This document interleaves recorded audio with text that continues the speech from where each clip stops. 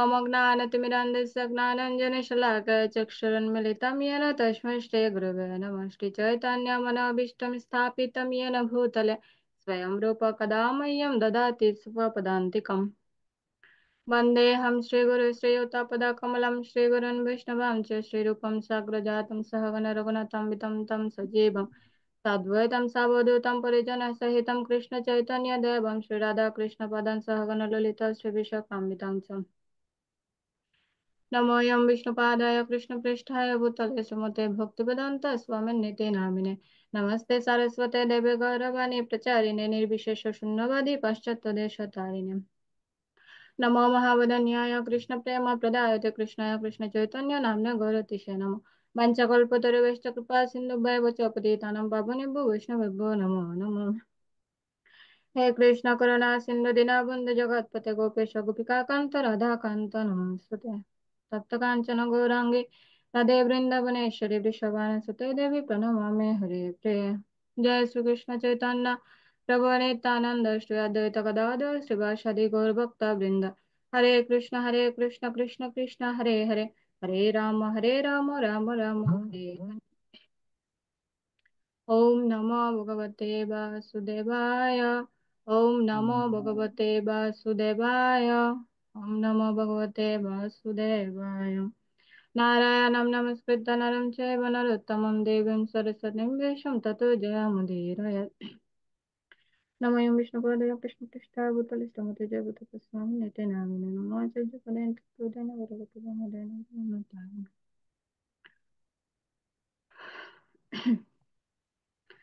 হরে কৃষ্ণ। একাদশ অধ্যায় বিশ্বরূপ দর্শন যোগের দ্বিতীয় ক্লাস আপনাদের সকলকে সুস্বাগতম জানাই। সকলকে বৈষ্ণবীয় প্রণাম জ্ঞাপন করছে। বাঞ্ছা কল্পতরুভ্যশ্চ কৃপা সিন্ধুভ্যশ্চ পতিতানাং পাবনেভ্যো বৈষ্ণবেভ্যো নমো নমঃ। তো গত ক্লাসে আমরা 1 নং থেকে 34 নং শ্লোক পর্যন্ত আলোচনা করেছিলাম। তো শুরুতেই আমরা ক্লাস রিভিউ শুনবো আপনাদের থেকে। ক্লাস রিভিউ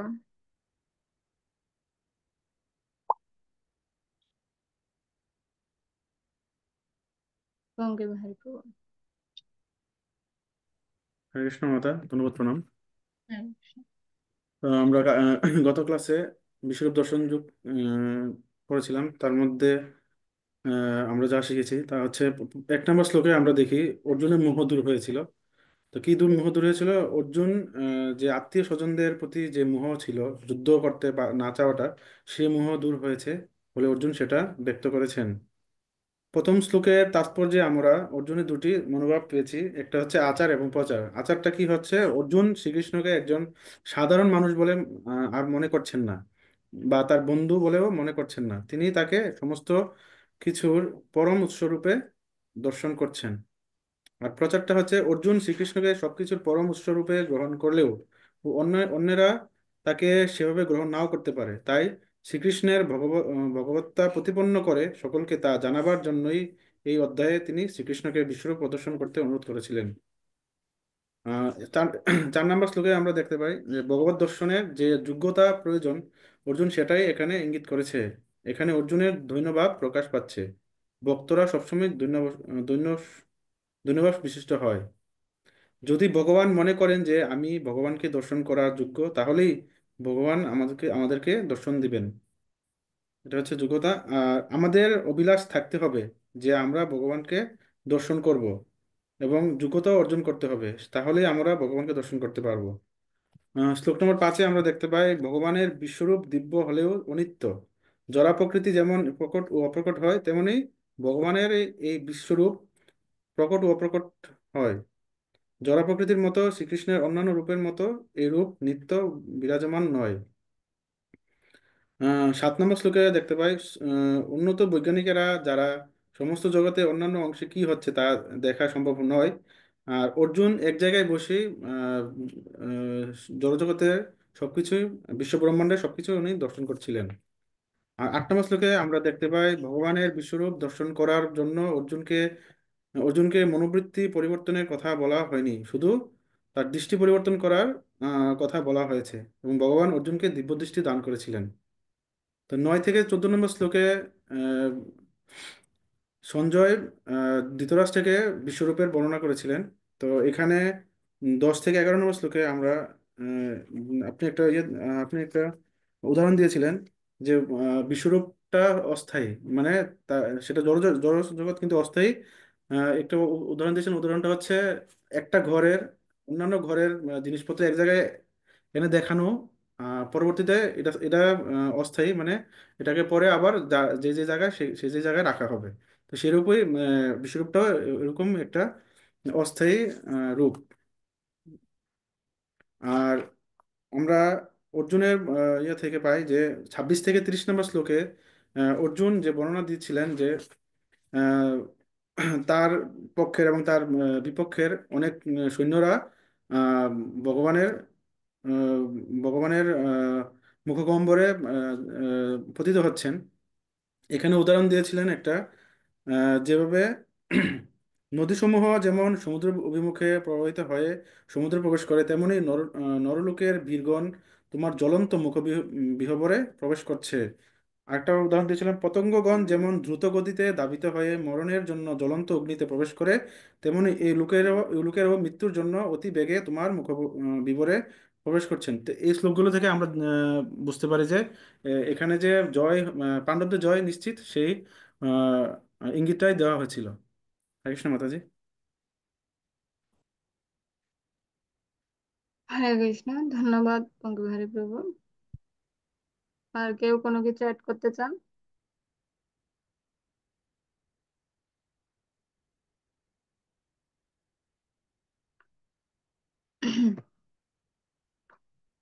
ঠিক আছে,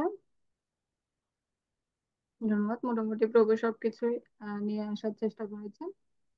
আম, তো আমরা পরবর্তী তে যাব। তবে যাওয়ার আগে আমি আসলে গত ক্লাসের কিছু স্লাইড বাকি ছিল, ওগুলো একটু আগে দেখিয়ে নিই তারপর।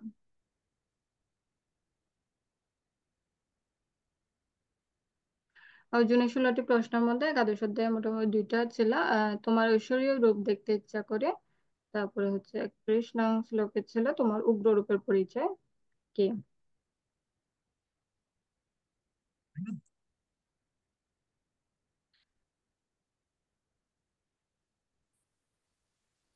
করুন চিরঞ্জীবী প্রভু।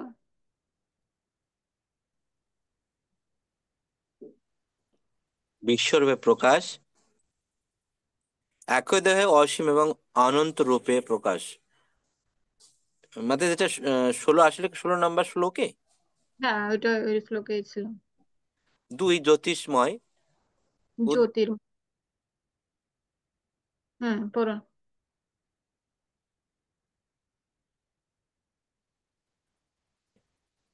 সহস্র আহ, উদার আকাশে সহস্র সূর্যের প্রভাব যুগপৎ উন্মিলিত।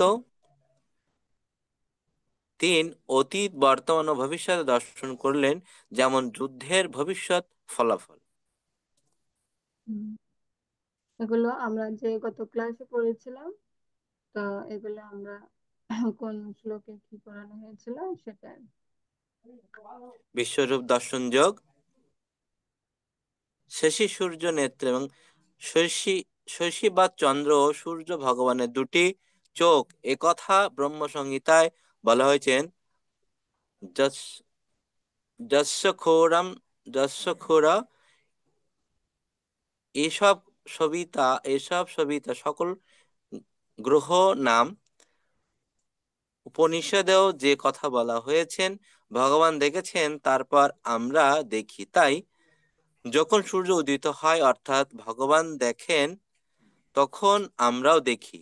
অন্ধকার তো দেখা যায় না, তবে আমরা আমাদের চোখ নিয়ে গর্ব করি। কয়েক আরেকটি গুরুত্বপূর্ণ বিষয় হলো, আমরা কখনোই ভগবানের দৃষ্টি আড়াল হতে পারি না। বুঝতে পারি না। ব্রহ্ম সংহিতায় বলা হয়েছে ইয়ৎচক্ষুরেষ সবিতা সকল গ্রহাণাম। অর্থাৎ এটা 19 নং শ্লোকে বর্ণনা করা হয়েছিল ভগবানের চক্ষুদয় চন্দ্র ও সূর্য। ঠিক আছে, যেটা আমরা পেয়েছিলাম এর পরবর্তীতে আরেকজন পড়ুন।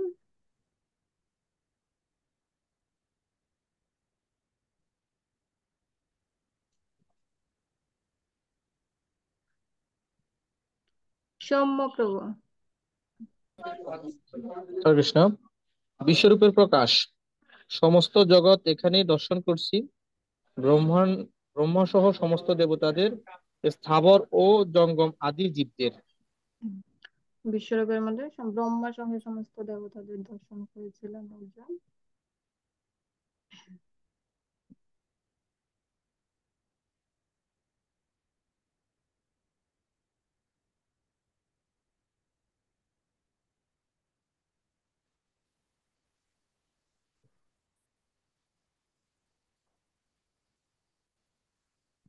হরে কৃষ্ণ মাতা। সুকান্তি সুভদ্রা দেবী দাস মাতা বলুন। হরে কৃষ্ণ। শ্লোক নং 15 থেকে 25 অর্জুনের উক্তি। হে দেব, তোমার দেহে দেবতাদের, বিবিধ প্রাণীদের, কমলাসনে স্থিত ব্রহ্মা, শিব, ঋষিদের এবং দিব্য সর্পদেরকে দেখেছি। হে বিশ্বেশ্বর, হে বিশ্বরূপ, তোমার দেহে অনেক বাহু, উদয়, মুখ এবং সর্বত্র অনন্ত রূপ দেখেছি। আমি তোমার আদি, মধ্যম ও অনন্ত কিছু দেখতে পারছি না। কিরীট শোভিত, গদা ও চক্রধারী, সর্বত্র দীপ্তমান তেজপুঞ্জ স্বরূপ, দুর্নিরীক্ষ দীপ্ত অগ্নি ও সূর্যের মত প্রভা বিশিষ্ট এবং অপ্রমেয় স্বরূপ তোমাকে আমি সর্বত্র দেখছি। অর্জুন বর্ণনা দিচ্ছিলেন। অর্জুন বিশ্বরূপের আদি মধ্য অন্ত কিছুই দেখতে পাচ্ছিলেন না, সমস্তটাই এখানে বলছিলেন। এর পরবর্তীতে তুমি তুমি একই স্বর্গ মধ্যের মধ্যবর্তী অন্তরিক্ষ 10 দিক পরিব্যাপ্ত করে আছো।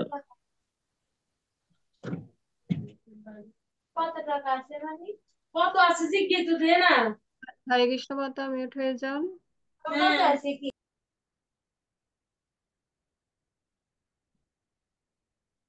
বীর চন্দ্রপ্রভু করুন।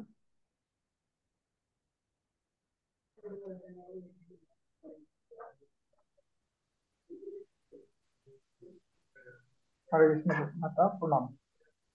হরে কৃষ্ণ। শ্লোক 15-25 অর্জুনের উক্তি। যেহেতু তোমার এই রূপ ধারণা, সুখ, ঐশ্বর্য এর অর্থ এর, তুমি পরম ব্রহ্ম এবং একমাত্র জ্ঞাতব্য, তুমি বিশ্বের পরম আশ্রয়, তুমি ব্যয়, সনাতন ধর্মের রক্ষক এবং সনাতন পরম পুরুষ, এই আমার অভিমত। আমি দেখেছি তোমার আদি, মধ্য ও অন্ত নেই। তুমি অনন্ত বীর্যশালী ও অসংখ্য বাহু বিশিষ্ট এবং চন্দ্র ও সূর্য তোমার চক্ষুদ্বয়, তোমার মুখমণ্ডলে প্রদীপ অগ্নির জ্যোতি এবং তুমি স্বর্গীয় তেজে সমস্ত জগৎ সমস্ত কর্ত। সন্তপ্ত। তুমি একেই স্বর্গ ও মর্ত্যের মধ্যবর্তী অন্তরিক্ষ দশদিক পরিব্যাপ্ত করে আছেন। হরে কৃষ্ণ। হরে কৃষ্ণ। অর্জুন 15 থেকে 25 নং শ্লোক অর্জুন যে সমস্ত বিষয়গুলো বিশ্বরূপ দর্শন করে বলছিলেন সেই সমস্ত এখানে বলছেন। বলাই প্রভু।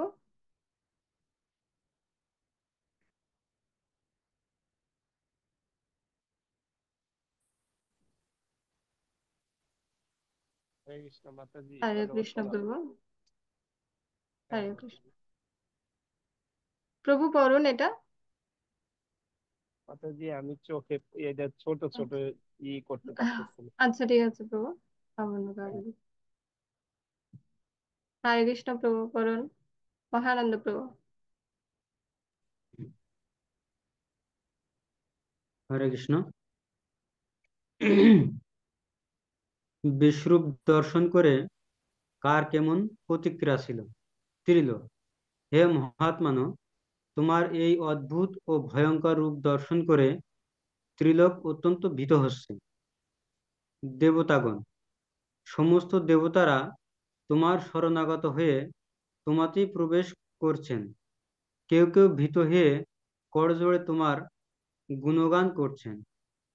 মহর্ষি ও সিদ্ধগণ, মহর্ষি ও সিদ্ধারা জগতের কল্যাণ হোক বলে প্রচুর স্তুতি বাক্যের দ্বারা তোমার স্তব করছেন।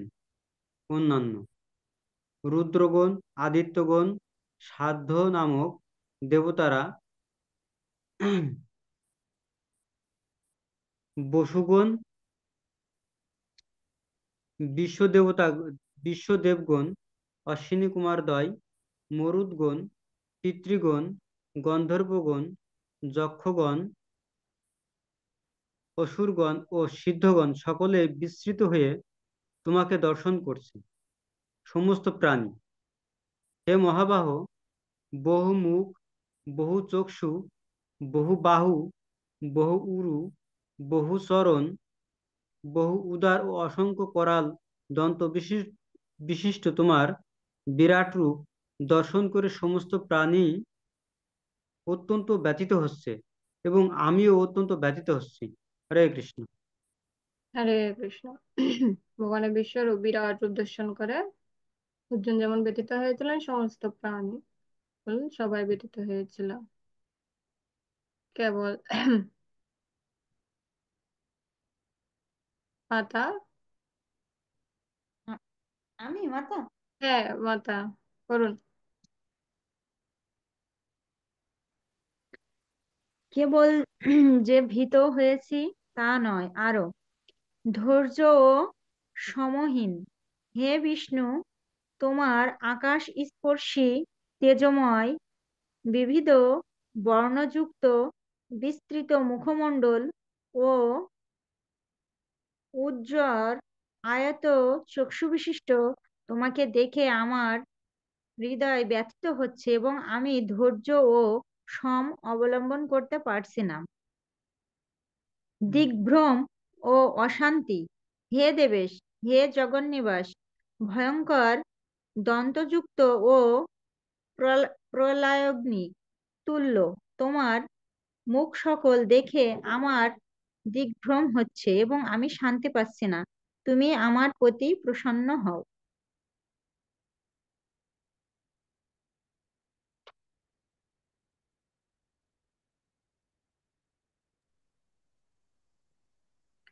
বিশ্বরূপের প্রকাশ। কালস্মিন আমি সমস্ত জীব ও লোকক্ষয়কারী কাল।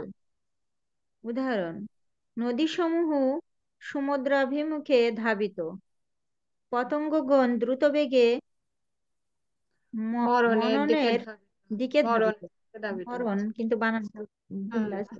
স্পেলিং মদন্ত না। এটা ভুল হয়ে গেছে, নো প্রবলেম।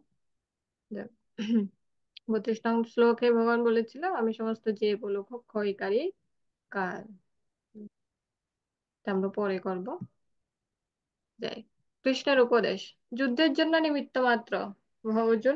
ভগবান অর্জুনকে বলেছিলেন, নিমিত্ত মাত্র হয়ে যুদ্ধ করো এবং যশ লাভ করো, শত্রুদের পরাজিত করে সমৃদ্ধশালী রাজ্য ভোগ করো। কেন? কৃষ্ণ অর্জুনের শত্রুদের আগে থেকেই ধ্বংস করে রেখেছেন। কৃষ্ণ যুদ্ধ করতে চাইছেন, কৃষ্ণ অর্জুনকে যশ দিতে চাইছেন।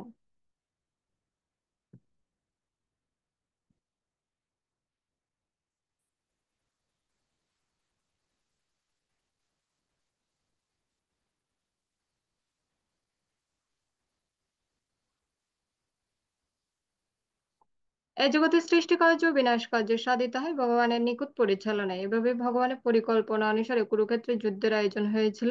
অর্জুন যুদ্ধ করতে চাইছিলেন না, কিন্তু তাকে বলা হয়েছিল যে পরমেশ্বর ভগবানের ইচ্ছা অনুসারে তার যুদ্ধ করা উচিত, তাহলেই তিনি সুখী হবেন। কেউ যখন সম্পূর্ণভাবে কৃষ্ণ ভাবনার অমৃত লাভ করেন এবং ভগবানের অপাকৃত সেবায় তার জীবনকে সর্বোতভাবে উৎসর্গ করেন, তিনি সার্থকতা লাভ করেন। ভগবদ গীতা 11:33।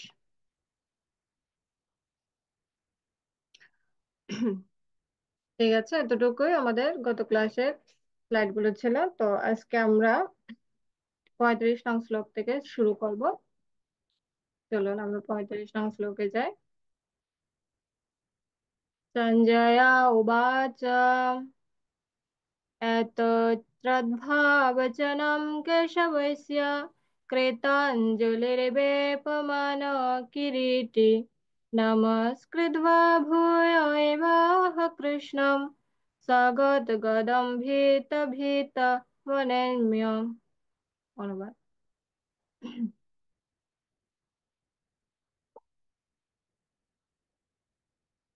তো ধন্যবাদ। সঞ্জয় ধৃতরাষ্ট্রকে বললেন, হে রাজন, ভগবান শ্রীকৃষ্ণের এই বাণী শ্রবণ করে অর্জুন অত্যন্ত ভীত হয়ে কম্পিত কলেবরে কৃতাঞ্জলি পুটে প্রণাম করে গদগদ বাক্যে শ্রীকৃষ্ণকে বললেন। হুম, সঞ্জয় ধৃতরাষ্ট্রকে বললেন। সঞ্জয় বলছেন, হে রাজন, ভগবান শ্রীকৃষ্ণের এই বাণী শ্রবণ করে অর্জুন অত্যন্ত ভীত হয়ে কম্পিত কলেবরে কৃতাঞ্জলি পুটে প্রণাম করে গদগদ বাক্যে শ্রীকৃষ্ণকে বললেন। তিনি অর্জুন কৃতাঞ্জলি পুটে বারবার শ্রীকৃষ্ণকে প্রণাম করতে থাকেন। সঞ্জয় এখানে 35 থেকে 39 নং শ্লোক পর্যন্ত অর্জুনের প্রার্থনা বর্ণনা করবেন সঞ্জয় ধৃতরাষ্ট্রের কাছে। তো আমরা আগে বলেছি অর্জুনের এই ধরনের ব্যবহার সক্রোশের অভিব্যক্তি নয়, তা অদ্ভুত রসের অভিব্যক্তি। এটা অদ্ভুত রসের জন্য অর্জুন এই ধরনের ব্যবহার করছিলেন। তো পরবর্তী আমরা 36 নং শ্লোকে যাই। অর্জুন উবাচ ताने ऋषिकेश तव प्रकृत्या जगत्परिष्यत्यनुरज्यते च रक्षांसि भीतानि दिशो द्रवन्ते सर्वे नमस्यन्ति च सिद्धसङ्गा।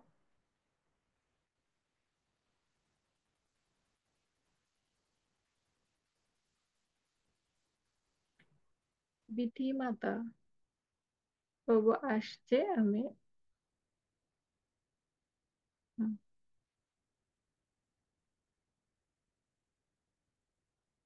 মাতা অনুবাদটা পড়ুন। মাতা অর্জুন বলিলেন, হে ঋষিকেশ, তোমার মহিমা কীর্তন সমস্ত জগৎ ই- ই- ইষ্ট হয়ে তোমার প্রতি অনুরক্ত হচ্ছে।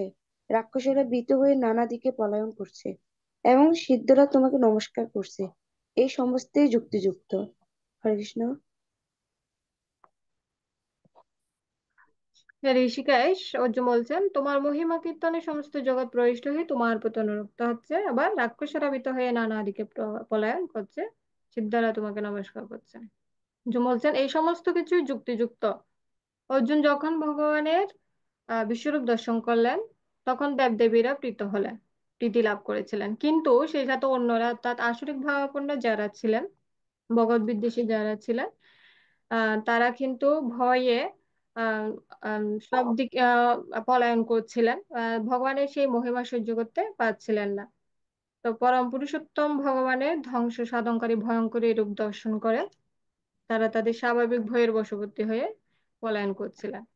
তো ভগবান এখানে অর্জুন এখানে ভগবানের প্রশংসাই করছিলেন যে ভগবান তার ভক্ত ও অভক্তের আহ সঙ্গে যেভাবে আচরণ করে সেইভাবেই আচরণ করছিলেন। অর্জুন সেজন্য বলছেন এই সমস্ত কিছুই যুক্তিযুক্ত।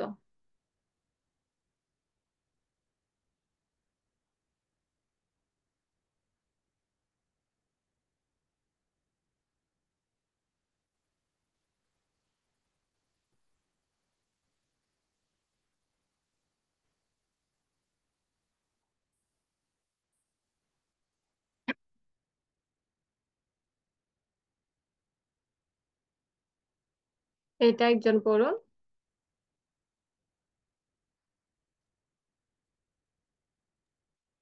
বিশ্বরূপ দর্শন যোগ। এটি হলো ভক্তের সাথে ভগবানের ভাব বিনিময়ের মাধুর্য। মাঝে মধ্যে ভগবান তার নিজের চেয়েও বেশি কৃতিত্ব দিয়ে থাকেন তার ভক্তকে। ঠিক যেমন কুরুক্ষেত্রের যুদ্ধক্ষেত্রে ভগবান শ্রীকৃষ্ণ কেবল দিক নির্দেশনা দানের মাধ্যমে যুদ্ধ করছেন, কিন্তু অর্জুন যুদ্ধজয়ের কৃতিত্ব লাভ করলেন নিমিত্ত মাত্র। ভাব সব্যসাচী। হে সব্যসাচী অর্জুন, আমার যন্ত্রমাত্র যুদ্ধ করো। যুদ্ধের সব আয়োজন সম্পন্ন করলেন ভগবান শ্রীকৃষ্ণ, কিন্তু যুদ্ধদের কৃতিত্ব দিলেন অর্জুনকে। একইভাবে কৃষ্ণ ভাবনামৃত আন্দোলনেও সবকিছু ঘটছে ভগবান শ্রীচৈতন্য মহাপ্রভুর ভবিষ্যৎ বাণী অনুসারে, কিন্তু কৃতিত্ব লাভ করছেন মহাপ্রভুর নিষ্ঠাবান সেবকগণ। এটা ভাগবত হলো ভাগবত চতুর্থ স্কন্ধ 24 অধ্যায় 45 নং শ্লোক। এটি হলো ভক্তের সাথে ভগবানের ভাব বিনিময়ের মাধুর্য। সাইড 24 45 এটা কোন দেখো না। আটিয়ে না, আমি আটকে নাই, স্ক্রিনশট লই এটা। প্রভু মেউট হয়ে গেল, প্রভু মেউট হন।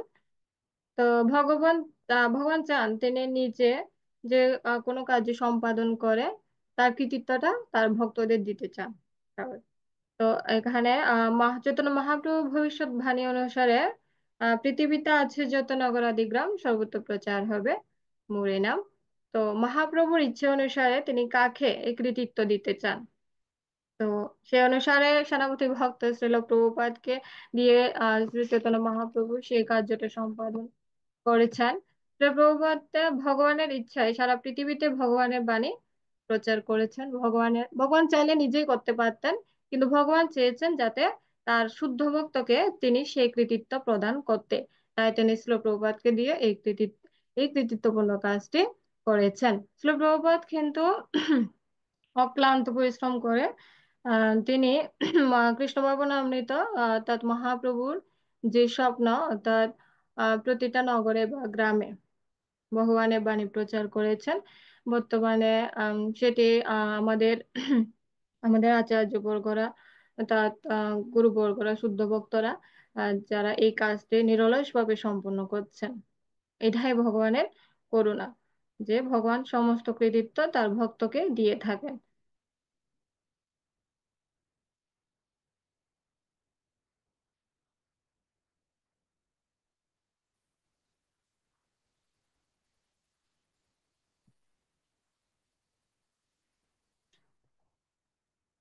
আমরা যাব 37 নং শ্লোকে।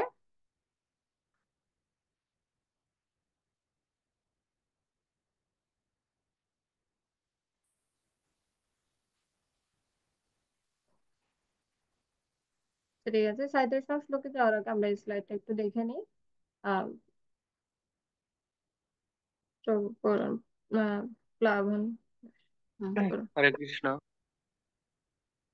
তিনি যাই করেন তা সকলের মঙ্গলের জন্যই করেন। ভগবান শ্রীকৃষ্ণের কাছে কুরুক্ষেত্রের যুদ্ধের পরিণতি সম্বন্ধে অবগত হওয়ার ফলে অর্জুন ভগবানের অনন্য ভক্তে পরিণত হলেন। পরম পুরুষোত্তম ভগবানের মহান ভক্ত ও সখা রূপে তিনি স্বীকার করলেন যে ভগবান শ্রীকৃষ্ণ যা করেন তা আমাদের মঙ্গলের জন্যই করেন। অর্জুন প্রতিপন্ন করলেন যে শ্রীকৃষ্ণ হচ্ছেন সমস্ত বিশ্ব চরাচরের পালনকর্তা। তিনি হচ্ছেন তার ভক্তদের আরাধ্য ভগবান এবং তিনি হচ্ছেন অবাঞ্ছিতদের বিনাশকর্তা। তিনি যাই করেন তা সকলের মঙ্গলের জন্যই করেন। হরে কৃষ্ণ। হুম। তিনি যাই করেন সকলের মঙ্গলের জন্যই করেন, এই বিশ্বাসটা কি আমাদের আছে? ভগবান যা করেন তা আমাদের মঙ্গলের জন্যই করেন। আমরা কি বিশ্বাস করি সেটা? হ্যাঁ। হ্যাঁ, বিশ্বাস করি। কিন্তু এমন অনেকে আছে পূর্ণরূপে বিশ্বাস, যেমন হয়তোবা অনেক হতে পারে আমরা ভগবানের কাছে কিছু চাইলাম বা পাইলাম না, বা আমাদের জীবনে এমন অনেক অনিষ্ট নেমে আসলো যার কারণে আমরা ভগবানকে অভিযোগ করি। এ ধরনের অভিযোগ কি আমরা করে থাকি ভগবানকে? হ্যাঁ, করে থাকি। একদম পূর্ণরূপে যে ভগবানকে বিশ্বাস করি, যা ভগবান যেটা করেন সেটা মঙ্গলের জন্যই করেন, এই পূর্ণরূপে বিশ্বাসটা অবশ্যই আনতে হবে। যেটাই করে না কেন ভগবান, অনিষ্ট সাময়িক অনিষ্ট যেটা আমাদের আপাত দৃষ্টিতে মনে হয় জানে এরকম অনিষ্ট হলো কেন, কিন্তু আসলে ভগবান ভক্তকে এভাবেই কৃপা করেন হয়তোবা যে ওই ভক্তের বড় কোনো অনিষ্ট হওয়ার কথা ছিল, ভগবান কৃপা করে এটা ছোট করে সেই ছোট অনিষ্টের মাধ্যমে সেটা ভক্তকে দিল। এটা হচ্ছে ভগবানের কৃপা। ভগবান করুণা করে তার ভক্তকে এভাবেই কৃপা করেন।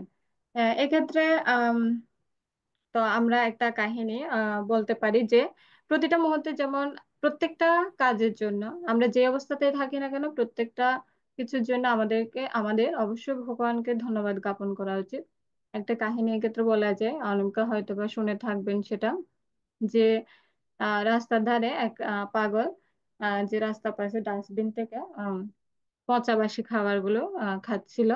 তো তার পাশে যাওয়ার সময় একজন লোক তাই সেই দৃশ্য দেখে ভগবানকে ধন্যবাদ দিচ্ছিলেন, যে ভগবান আপনাকে অসংখ্য ধন্যবাদ যে আপনি আমাকে এরকম পাগল করে সৃষ্টি করেননি। আবার পরবর্তীতে সেই পাগল দেখলো যে এক ব্যক্তিকে অ্যাম্বুলেন্সে করে দ্রুত গতিতে হসপিটালে নিয়ে যাওয়া হচ্ছে। রোগীটি খুবই মুমূর্ষু অবস্থায় ছিল। তো সে পাগলটি তখন ভগবানকে ধন্যবাদ দিচ্ছেন যে ভগবান আপনি আমাকে এরকম মুমূর্ষু করে তোলেননি। পরবর্তীতে যখন সেই মুমূর্ষু রোগীটি আবার হসপিটালে প্রবেশ করছিলেন, তখন সেই মুমূর্ষু অবস্থায় সেই রোগীটি দেখছিলেন একটা মৃতদেহ সেই হসপিটাল থেকে বের হচ্ছিল, নিয়ে যাওয়া হচ্ছিল। তো তখন সে মুমূর্ষু অবস্থায় ভগবানকে ধন্যবাদ দিচ্ছিলেন যে ভগবান আপনি এখনো আমাকে বাঁচিয়ে রেখেছেন। তো আসলে প্রতিটি মুহূর্তে আমাদের প্রতিটা কাজের জন্য ভগবানকে ধন্যবাদ জ্ঞাপন করা উচিত। আমাদের সেই মানসিকতা থাকা উচিত ভগবানের প্রতি কৃতজ্ঞতা জানাতে। আমরা পারি চাইলে। তো আমাদের অবশ্যই প্রতিটি কাজের জন্য ভগবানের প্রতি কৃতজ্ঞতা জ্ঞাপন করা উচিত। তো যাক, আহ ও অর্জুন এই সমস্ত কিছুর জন্য ভগবানের কাছে কৃতজ্ঞতা জানাচ্ছিলেন। যা করছেন ভগবান সব মঙ্গলের জন্যই করছেন, সেই বিশ্বাস অর্জুনের মধ্যে ছিল। তো পরবর্তীতে আমরা যাই 36 নং শ্লোকে।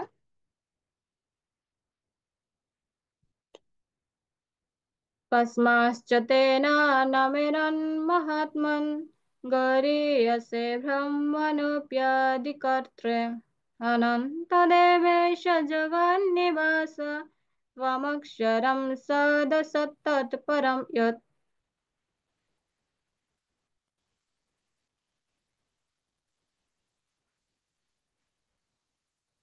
সুজন প্রভু করুন। হরে কৃষ্ণ, প্রণাম। অনুবাদ: হে মহাত্মা, তুমি এমনকি ব্রহ্মার থেকেও শ্রেষ্ঠ এবং আদি সৃষ্টিকর্তা। সকলেই তোমাকে কেন নমস্কার করবে না?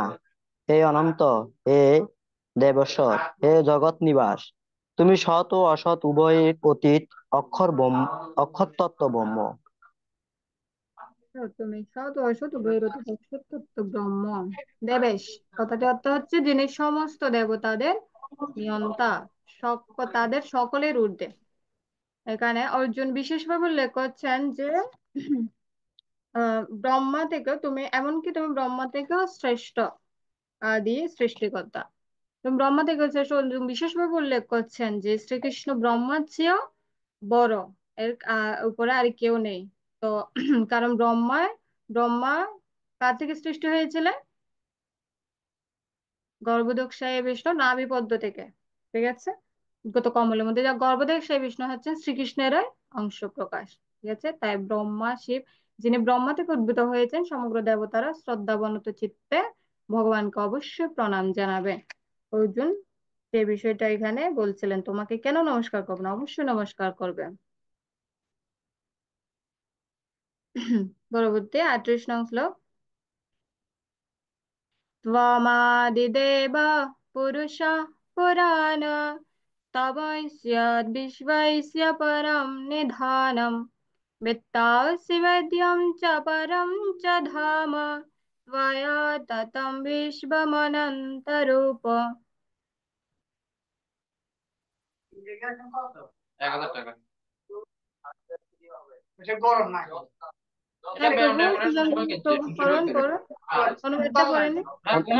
অনুবাদ: তুমি আদিদেব, পুরাণ পুরুষ এবং এই বিশ্বের পরম আশ্রয়। তুমি সবকিছুর জ্ঞাতা, তুমি শ্রেয় এবং তুমি গুণাতীত পরম ধাম স্বরূপ। হে অনন্ত রূপ, এ জগতে তোমার দ্বারা পরিব্যাপ্ত হয়ে আছি। সবকিছু পরম পুরুষোত্তম ভগবানকে আশ্রয় করে বর্তমান, তাই ভগবান হচ্ছেন পরম আশ্রয়। আদিদেব পুরাণ পুরুষ, বিশ্বের পরম আশ্রয়। এখানে নিধানম মানে হচ্ছে সবকিছু, এমনকি ব্রহ্ম যদিও পরম পুরুষোত্তম ভগবান শ্রীকৃষ্ণের আশ্রিত, সেটাই বুঝাচ্ছেন। এই জগতে যা ঘটছে সবকিছুর জ্ঞাতা, সবকিছু জানেন ভগবান। জ্ঞানের যদি কোনো অন্ত থাকে, তিনি সমস্ত জ্ঞানের অন্ত হচ্ছেন ভগবান, তাই তিনি হচ্ছেন জ্ঞাতা এবং জ্ঞেয়। সমস্ত জ্ঞানের বিষয়বস্তু হচ্ছেন তিনি, কারণ তিনি সর্বব্যাপ্ত। ঠিক আছে। অর্জুন এইভাবে সমস্ত কিছু ভগবানের উদ্দেশ্যে প্রার্থনা করছিলেন। এরপর ওইটা আমরা 39 নং শ্লোকে যাই। নমো পুরস্কারায় বিশ্বস্তে वायोर्यमग्निर्वरुण शशाङ्क प्रजापतिस्त्वं प्रपितामहश्च नमो नमस्तेस्तसहस्रकृद्भ पुनश्च भूयोऽपि नमो नमस्ते। এখনো পর্যন্ত কে পড়েননি?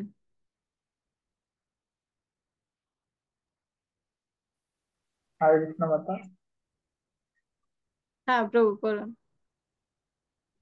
তুমি আয়ু, যম, অগ্নি, বরুণ, চন্দ্র, প্রজাপতি, ব্রহ্মা ও প্রতিপামহ, অতএব তোমাকে আমি সহস্রবার প্রণাম করি, পুনরায় নমস্কার করি এবং বারবার নমস্কার করি। সহস্রবার প্রণাম করি, পুনরায় নমস্কার করি, বারবার নমস্কার করি। ভগবানকে এখানে বায়ু রূপে সম্বোধন করা হয়েছে, কারণ বায়ু হচ্ছে সর্বব্যাপ্ত, তাই তার দেব দেবীদের এক অতি গুরুত্বপূর্ণ প্রতিনিধি। অর্জুন শ্রীকৃষ্ণকে প্রপিতামহ বলে সম্বোধন করেছে, কারণ তিনি ব্রহ্মাণ্ডের প্রথম শ্রেষ্ঠ জীব, ব্রহ্মার পিতা, তাই এখানে অর্জুন প্রপিতামহ বলে সম্বোধন করেছেন। এখানে সহস্রবার প্রণাম করছে, পুনরায় নমস্কার করছে, বারবার নমস্কার করছে। অর্জুন বারবার নমস্কার করছে এখানে, যেটা বলছে। এরপরে যাব আসলে এই যে বারবার নমস্কার করছে, অর্জুনের এই বারবার নমস্কার, এটা কেন আসছে অর্জুনের মধ্যে?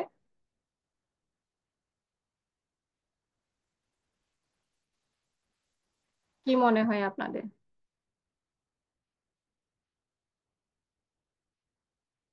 অর্জুন যে সহস্রবার পুনরায় বারবার নমস্কার করছে বলছে, হরে কেন? কৃষ্ণ মাতা।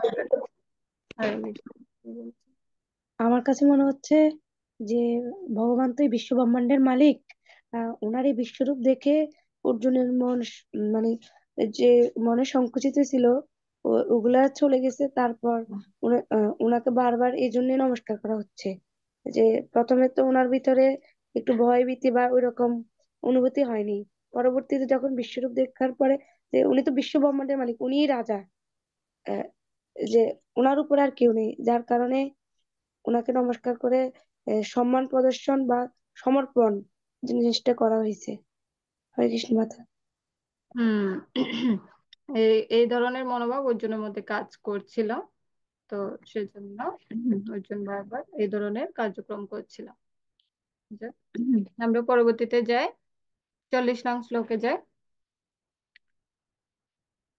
नमः पुरस्तादत पृष्ठतस्ते नमस्तोते सर्वत एव सर्व अनन्तवीर्यामितविक्रमस्त्वं सर्वं समाप्नोषि ततोऽसि सर्व।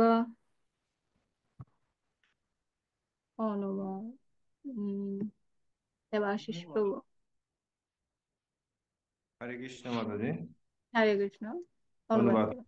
হে সর্বাত্মা, তোমাকে তোমাকে সম্মুখে পশ্চাতে ও সমস্ত দিক থেকেই নমস্কার করছি। হে অনন্ত বীর্য, তুমি অসীম বিক্রমশালী, তুমি সমগ্র জগতে ব্যপ্ত, অতএব তুমি সর্বস্বরূপ। হরে কৃষ্ণ। হুম। সম্মুখে পশ্চাতে সমস্ত দিক থেকে নমস্কার করছেন অর্জুন, যেহেতু সে বিশ্বরূপের আদি অন্ত মধ্য কিছুই পাচ্ছিলেন না অর্জুন, তো সর্বদিক থেকে অর্জুন নমস্কার করছিলেন।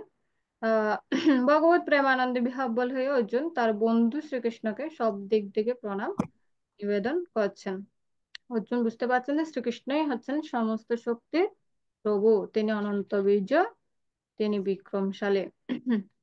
তো এর পরবর্তীতে 40 থেকে 41 নং শ্লোক, এই শ্লোক দুটিতে অর্জুন ভগবানের কাছে ক্ষমা প্রার্থনা করছিল। এটা আমরা দেখবো, চলুন 41 এবং 42 নং শ্লোক দিকে। सखेति मद्भाप्रसभं यदुक्तं हे कृष्ण हे यादव हे सखेति अजानता महिमानं तवेदं मया प्रमादात् प्रयाणेन वापि यच्छावहसारतमत्सत्कृतोऽसि विहारशय्यासनभोजनेषु एकोऽथवाप्यच्युत तत्समक्षं तत्क्षामये त्वामहमप्रमेयम्।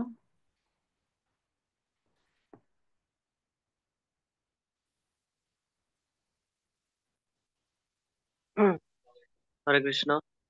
তোমার মহিমা না জেনে সখা মনে করে তোমাকে আমি প্রগল ভাবে হে কৃষ্ণ হে যাদব হে সখা বলে সম্বোধন করেছি। প্রমাদবশত অথবা প্রণয়বশত আমি যা কিছু করেছি তা তুমি দয়া করে ক্ষমা করো। বিহার, শয়ন, উপবেশন ও ভোজনের সময় কখনো একাকী এবং কখনো বন্ধুদের সমক্ষে আমি যে তোমাকে অসম্মান করেছি, হে অচ্যুত, আমার সেই সমস্ত অপরাধের জন্য তোমার কাছে ক্ষমা প্রার্থনা করছি। এখানে অর্জুন যে শ্রীকৃষ্ণের সাথে যে সমস্ত আচরণগুলো করেছিলেন বন্ধু সখা হিসেবে, তো সেই সমস্ত আচরণে বিশ্বরূপ দর্শন করার পর অর্জুনের সেই সমস্ত আচরণের জন্য ক্ষমা প্রার্থনা করছিলেন। শ্রীকৃষ্ণ যদিও অর্জুনের সামনে তার বিশ্বরূপ প্রকাশ করেছেন, তবু ভগবান শ্রীকৃষ্ণের সঙ্গে তার বন্ধুত্বের কথা অর্জুনের মনে পড়ে যায়। তো বন্ধুত্বে বশবর্তী হয়ে তিনি যে ভগবানকে যেভাবে আমার যেমন বন্ধুরা যেভাবে করে আর কি, বন্ধুদের সাথে ঠাট্টা তামাশা, একসাথে শয়ন ভোজন, আহ সমস্ত কিছু। তো এখন বিশ্বরূপ দর্শনের পর অর্জুন সেই সমস্ত বিষয় নিয়ে একটু ইতস্তত অপরাধ বোধ হচ্ছিল।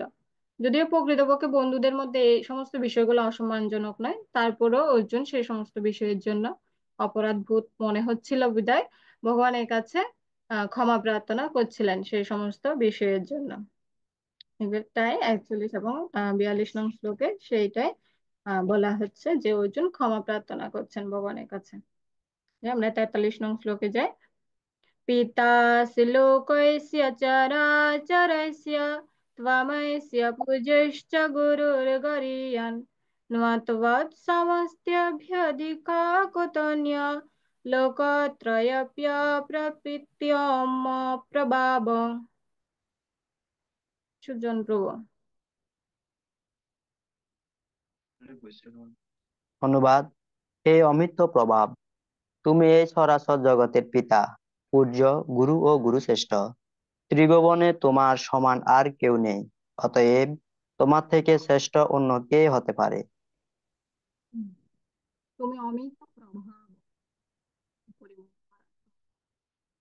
তুমি এই চরাচর জগতের পিতা, পূজ্য, গুরু। তো তিনি সকলের গুরু, কারণ তিনি সর্বপ্রথম ব্রহ্মাকে বৈদিক জ্ঞান দান করেছিলেন। তো তিনি হচ্ছেন আদিগুরু। এখন অর্জুনকে তিনি ভগবদ গীতা তত্ত্ব জ্ঞান দান করছেন। তাহলে সেজন্য অর্জুন বলছেন তুমি আদিগুরু, ভগবানের মহত্ব অপরিমেয়। ত্রিভুবনে তোমার সমান আর কেউ নেই। আহ পরম পুরুষোত্তম ভগবান শ্রীকৃষ্ণের থেকে শ্রেষ্ঠ আর কেউ নেই, অর্জুন সেটাই বলছেন এখানে। কারণ প্রকৃত এবং অপ্রাকৃত, প্রাকৃত এবং অপ্রাকৃত উভয় জগতে এমন কেউ নেই যিনি ভগবানের সমকক্ষ বা ভগবানের চেয়ে শ্রেষ্ঠ হতে পারে।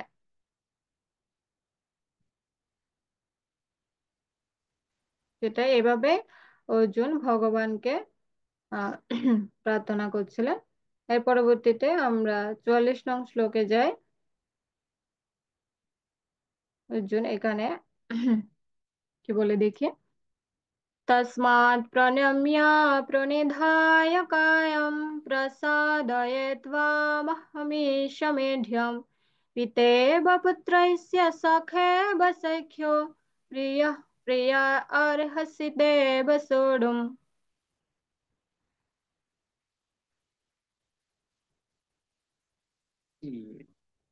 হরে কৃষ্ণ। হরে কৃষ্ণ। পড়বো? হ্যাঁ প্রভু, করুন। অনুবাদ: তুমি সমস্ত জীবের পরম পূজ্য। এটা না? তুমি সমস্ত জীবের পরম পূজ্য পরমেশ্বর ভগবান, তাই আমি তোমাকে দণ্ডবত প্রণাম করি, তোমার কৃপা ভিক্ষা করছি। হে দেব, পিতা যেমন পুত্রের, সখা যেমন সখার, প্রেমিক যেমন প্রিয়ার অপরাধ ক্ষমা করেন, তুমিও সেইভাবেই আমার অপরাধ ক্ষমা করার সমর্থক। হুম। অর্জুন ভগবানের কাছে তার অপরাধের ক্ষমা প্রার্থনা করছেন, শ্রীকৃষ্ণ যেন তার সমস্ত দোষ ত্রুটি ক্ষমা করে দেন। এটাই এই শ্লোকের বিষয়বস্তু। এখানে বলছেন, অর্জুন ব্যাখ্যা দিচ্ছেন যে পিতা যেমন পুত্রের, যেমন স্বাভাবিক পুত্র এরা কোনো দোষ ত্রুটি করলেও যতই শাসন করুক না কেন, শাসন করবে ঠিকই, বাট কোনো অপরাধ করলেও পিতৃসুলভ সে মনোভাব সে পুত্রকে আবার অবশ্যই ক্ষমা করে দেয়। সেভাবে সকার যেমন সকার, এভাবে অর্জুন ভগবানকে বলছিলেন, ভগবানের কাছে প্রার্থনা করছিলেন, সেভাবে আপনি আমার অপরাধ ক্ষমা করে দেন। অর্জুন ভগবানের কাছে প্রার্থনা করছিলেন। এরপরে 45 নং শ্লোক। এখানে অর্জুন ভগবানের সে আগের রূপ দর্শন করতে চাইবেন, সেটা আমরা 45 নং শ্লোকে দেখবো। 45 নং শ্লোকে যাই।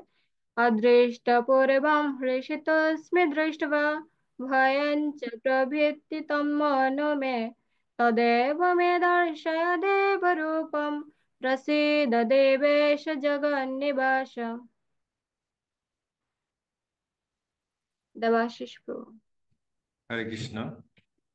অনুবাদ: তোমার এই বিশ্বরূপ যা পূর্বে কখনো দেখিনি তা দর্শন করে আমি আনন্দিত হয়েছি, কিন্তু সেই সঙ্গে আমার মন ভয়ে ব্যথিত হয়েছে। তাই হে দেবেশ, হে জগন্নিবাস, আমার প্রতি প্রসন্ন হও এবং পুনরায় তোমার সেই রূপ আমাকে দেখাও। হরে কৃষ্ণ। হুম। আমার প্রতি প্রসন্ন হয় এবং পুনরায় তোমার সে রূপই আমাকে দেখাও। এখানে বলছেন যে যা পূর্বে কখনো দেখিনি, অদৃষ্ট পূর্বম, তা দর্শন করে আমি আনন্দিত হয়েছি। অর্থাৎ ভগবানের বিশ্বরূপ দর্শন করে অর্জুন আনন্দিত হয়েছিল, ঐশ্বর্যময় সেই রূপ দেখে অর্জুন আনন্দিত হয়েছিল, সেটা কেন বলছিলেন। আবার সেই সঙ্গে তার মন ভয়ে ব্যথিত হয়েছে। কেন ব্যথিত হয়েছে? পরবর্তীতে যখন ভগবানের সে উগ্ররূপ কালরূপ যখন দর্শন করেছিলেন, অর্জুন খুবই ভয়ে ব্যথিত হয়েছিল, যখন সে করাল দন্ত বিশিষ্ট অগ্নিময় সেই রূপ সর্বগ্রাসী যখন সবকিছু গ্রাস করছিল, অর্জুন সেই সর্বগ্রাসী সেই রূপ দেখে ভয়ে ব্যথিত হয়েছিল। সেটাই অর্জুন এখানে বলছেন যে এখন তুমি প্রসন্ন হও, প্রসন্ন হয়ে আমাকে তোমার সে রূপ, পুনরায় তোমার সে রূপ আবার আমাকে দেখাও। তো দেখি আমরা পরবর্তী শ্লোকে অর্জুন কোন রূপ দেখাতে বলছেন। আমরা পরবর্তী শ্লোকে যাই। किरीटिनं गदिनं चक्रहस्तम् इच्छामि त्वं द्रष्टुमहं तथैव तेनैव रूपेण चतुर्भुजेन सहस्रबाहो भव विश्वमूर्ते।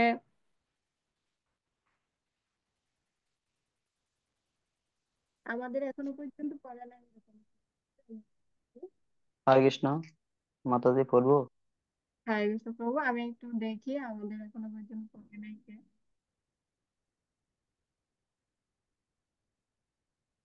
কীর্তন আনন্দ প্রভু, মনে হয় আমি এখনো পড়ে নাই। প্রভু হরে কৃষ্ণ। দেখছি রে।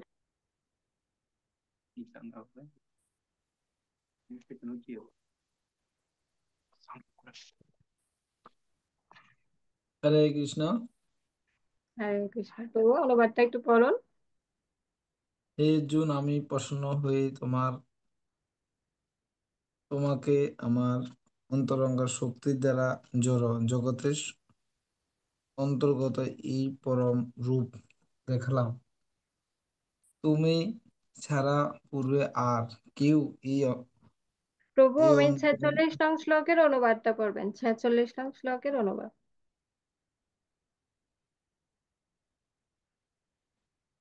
সরি অনুবাদ।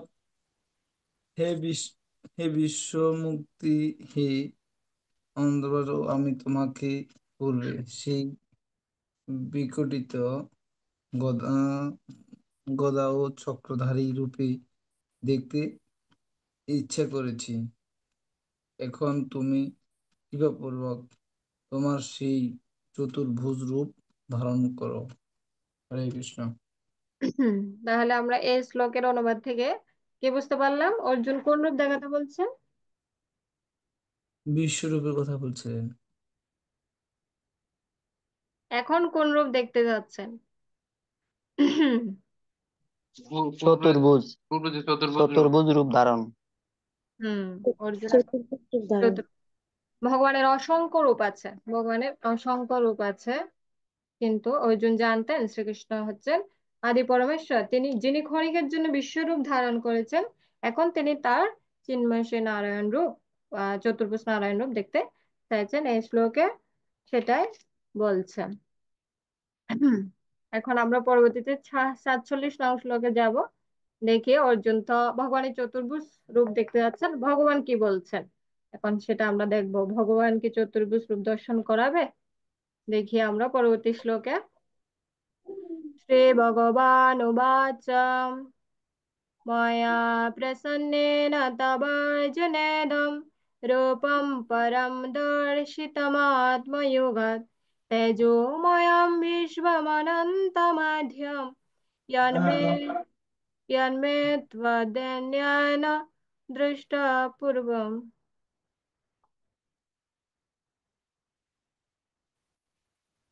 হরে কৃষ্ণ। প্রভু আমি আসবো, ওয়েট করুন। অনুবাদ: সেই ভগবান বললেন, হে অর্জুন, আমি প্রসন্ন হয়ে তোমাকে আমার অন্তরঙ্গ শক্তি দ্বারা জড়জগতের অন্তর্গত সেই শ্রেষ্ঠ রূপ দেখালাম। তুমি ছাড়া পূর্বে আর কেউই এই অনন্ত আদি ও তেজোময় রূপ দেখেনি। অর্জুন ভগবান এখানে বলছেন অর্জুনকে, আমি প্রসন্ন হয়ে তোমাকে আমার এই বিশ্বরূপ দেখিয়েছি, অর্থাৎ অনন্ত আদি ও তেজোময় রূপ, এই বিশ্বরূপটা আমি দেখিয়েছি। মানে বলছেন, ভগবান বলছেন আগে কেউ এই রূপ দর্শন করেনি, ভগবানের বিশ্বরূপ আগে কেউ দর্শন করেনি। কিন্তু অর্জুনকে দর্শন করানোর ফলে অন্তরিকের স্বর্গলোক এবং গ্রহলোকের ভক্তেরা সবাই এই রূপ দর্শন করতে সক্ষম হয়েছিলেন। তো সেটাই বলছেন যে ভগবান, আমি প্রসন্ন হয়ে তোমাকে আমার এই রূপ দেখিয়েছিলাম। ভগবান, আমরা পূর্ববর্তী আগের শ্লোকে আমরা পড়েছিলাম যে অর্জুন বলেছিলেন যে তো আপনি যদি আমাকে যোগ্য মনে করেন, আপনি যদি আমার প্রতি প্রসন্ন হন, তাহলে আপনার সেই রূপ আমাকে দেখান, অর্থাৎ বিশ্বরূপ দেখাতে পেরেছেন। তো এই এখানে ভগবান বলেছিলেন যে আমি প্রসন্ন হয়েছি বলে তাহলে আমি তোমাকে আমার এই বিশ্বরূপ দেখিয়েছিলাম। আগে যা কেউ এই রূপ দর্শন করতে সক্ষম হয়নি, তুমি একমাত্র যে আমার এই রূপ দর্শন করতে সক্ষম হয়েছে সর্বপ্রথম। তো ভগবান এখানে সেটাই বলছেন। পরবর্তী 48 নং শ্লোকে যাব। न वेद यज्ञाद्यनैर्न दानै न च क्रियाभिर्न तपोभिरुग्रै एवं रूपशैक्याहं नृलोके द्रष्टुं त्वदन्येन कुरु प्रवीरम्। গীতিমাতা করুন। হরে কৃষ্ণ। হে কুরুশ্রেষ্ঠ, ইতিপূর্বে তুমি ছাড়া আমার এই বিশ্বরূপ অন্য কেউ কখনো দর্শন করতে পারেনি। কেননা বেদ অধ্যয়ন, যজ্ঞ, দান, পুণ্যকর্ম ও কঠোর তপস্যার দ্বারা এই জড়জগতে কেউ এই রূপ দর্শন করতে সমর্থ নয়। হুম বলছেন কুরুক্ষেত্র, বেদ অধ্যয়ন, যজ্ঞ, দান, পুণ্যকর্ম, কঠোর তপস্যার দ্বারা এই জড় জগতে তুমি ছাড়া অন্য কেউ আমার এই বিষয়ে দর্শন করতে পারে। তাহলে এখানে বলছে বেদ অধ্যয়ন, যাগ, যজ্ঞ, পুণ্যকর্ম যতই কিছু করুক না কেন, এগুলো দিয়ে ভগবানের বিশ্বরূপ দর্শন করার যোগ্যতা অর্জন করা যায় না। তাহলে আমরা এখানে বুঝলাম যে অর্জুনের মতো যোগ্যতা সম্পন্ন অবশ্যই হতে হবে, অর্জুনের মতো যোগ্যতা সম্পন্ন অবশ্যই হতে হবে। ভগবান সেটাই বুঝিয়েছেন যে দান, যাগ, যজ্ঞ এই সমস্ত কিছু দিয়ে ভগবানকে দর্শন করা সম্ভব হয় না। এগুলোর মধ্যে, কারণ এগুলোর মধ্যে ভক্তি মিশ্রিত থাকে না। এগুলো হচ্ছে সাত্বিক কার্যক্রম। ভগবানকে দর্শন করতে হলে অবশ্যই ত্রিগুণাতীত হতে হবে, সমস্ত গুণ থেকে ঊর্ধ্বে উঠতে হবে, তবে ভগবানকে দর্শন করা সম্ভব। তো আমরা পরবর্তীতে যাই, 49 নং শ্লোক। माते व्यथा मा च विमूढा भवो दृष्ट्वा रूपं घोरमिदृं ममेदं व्यपत्तविपरीतमना पुनस्त्वं तदेव मे रूपमिदं प्रपश्य। মহানন্দ প্রভু।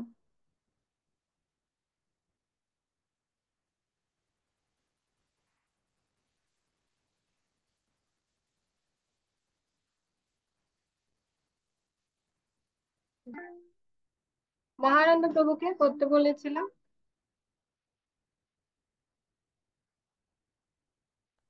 হরে কৃষ্ণ।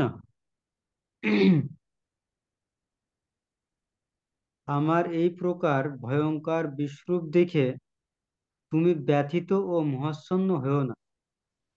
সমস্ত ভয় থেকে মুক্ত হয়ে এবং প্রসন্ন চিত্তে তুমি পুনরায় আমার এই চতুর্ভুজ রূপ দর্শন করো।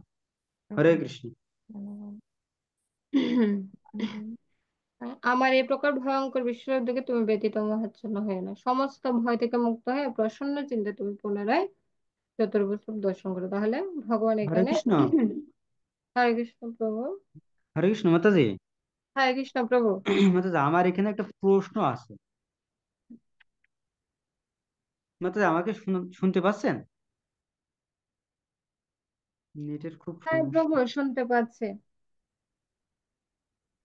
হ্যাঁ প্রভু, শুনতে পাচ্ছি। মাতাজি, আমার একটা প্রশ্ন ছিল। প্রশ্ন?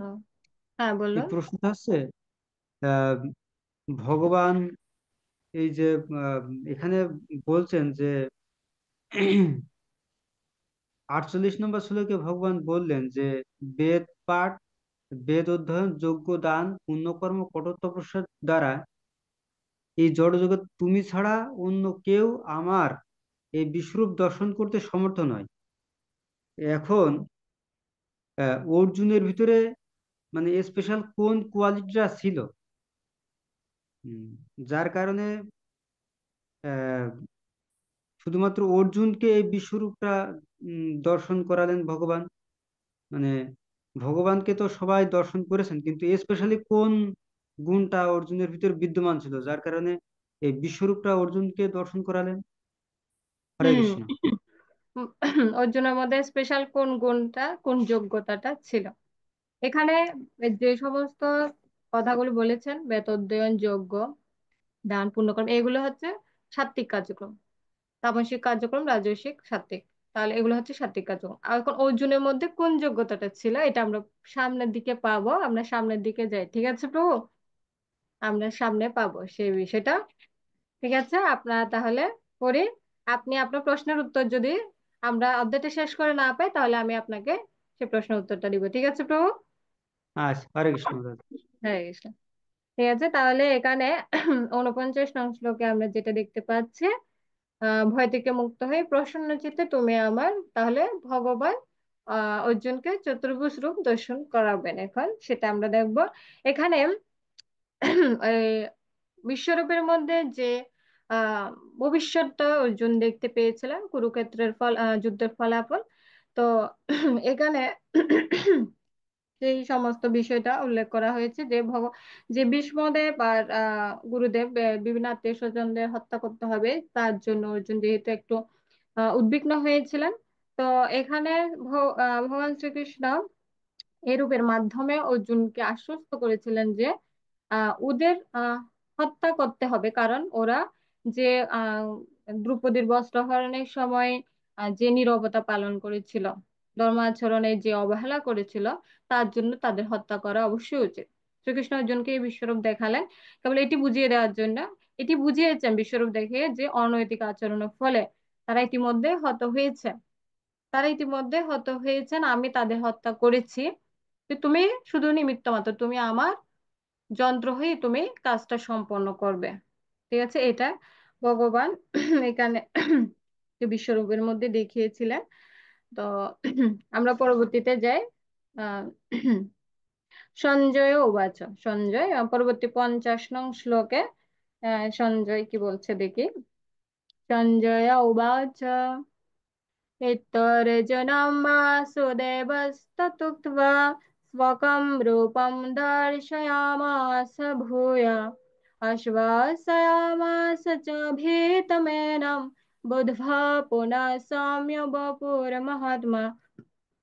অনুবাদটা করুন।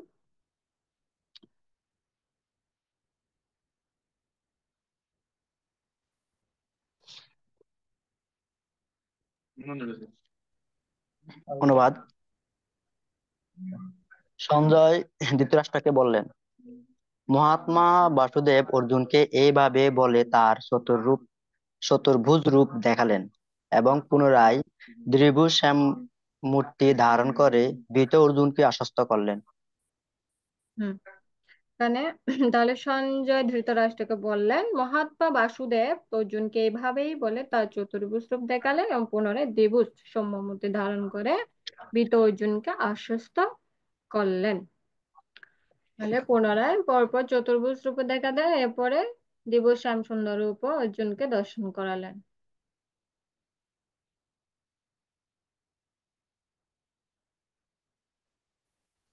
আমরা অর্জুনের প্রার্থনাগুলো একটু দেখি। কি বলেছিল? বিস্ময়াভিভূত শ্রদ্ধাযুক্ত ভক্তিযুক্ত ভয়ে ভক্তরা প্রশংসা করছে, আমার অপরাধ ক্ষমা করো, তোমাকে কতভাবে অসম্মান করেছি, আমি আনন্দিত হচ্ছি এবং সেই সঙ্গে আমার মন ভয়ে ব্যতীত হয়েছে, আমি তোমার চতুর্ভুজ রূপ দেখতে চাই।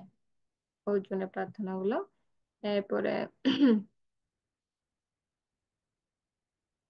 মাতাজি হাত তুলেছিল, মাতাজি কোথায়? সুকান্তি, মাতা পূরণ।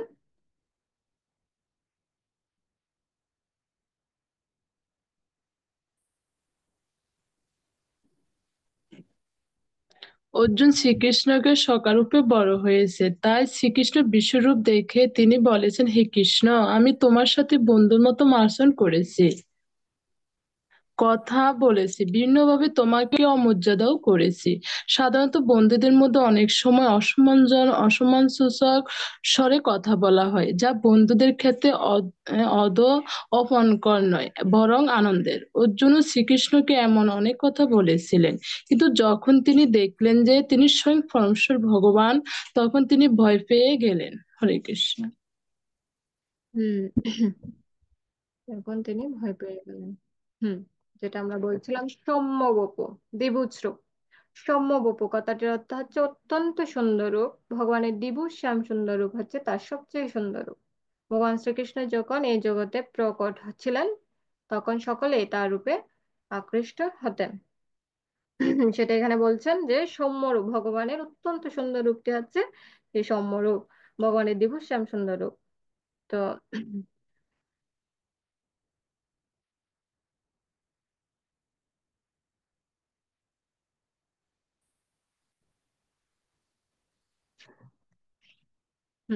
সম্ভব দ্বিভুজ রূপ, তাই কৃষ্ণ তত্ত্ব উপলব্ধি করা, এমনকি দেবদেবীর এটা আমরা পরবর্তী শ্লোকটা পড়ে নিই, তারপর আসবো।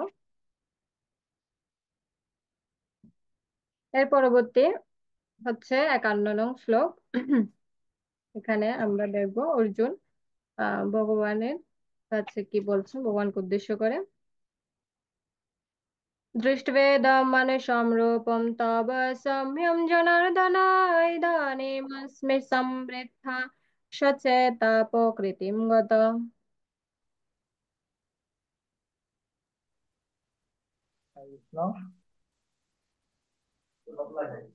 মাতা বলবো? হ্যাঁ পড়ুন প্রভু।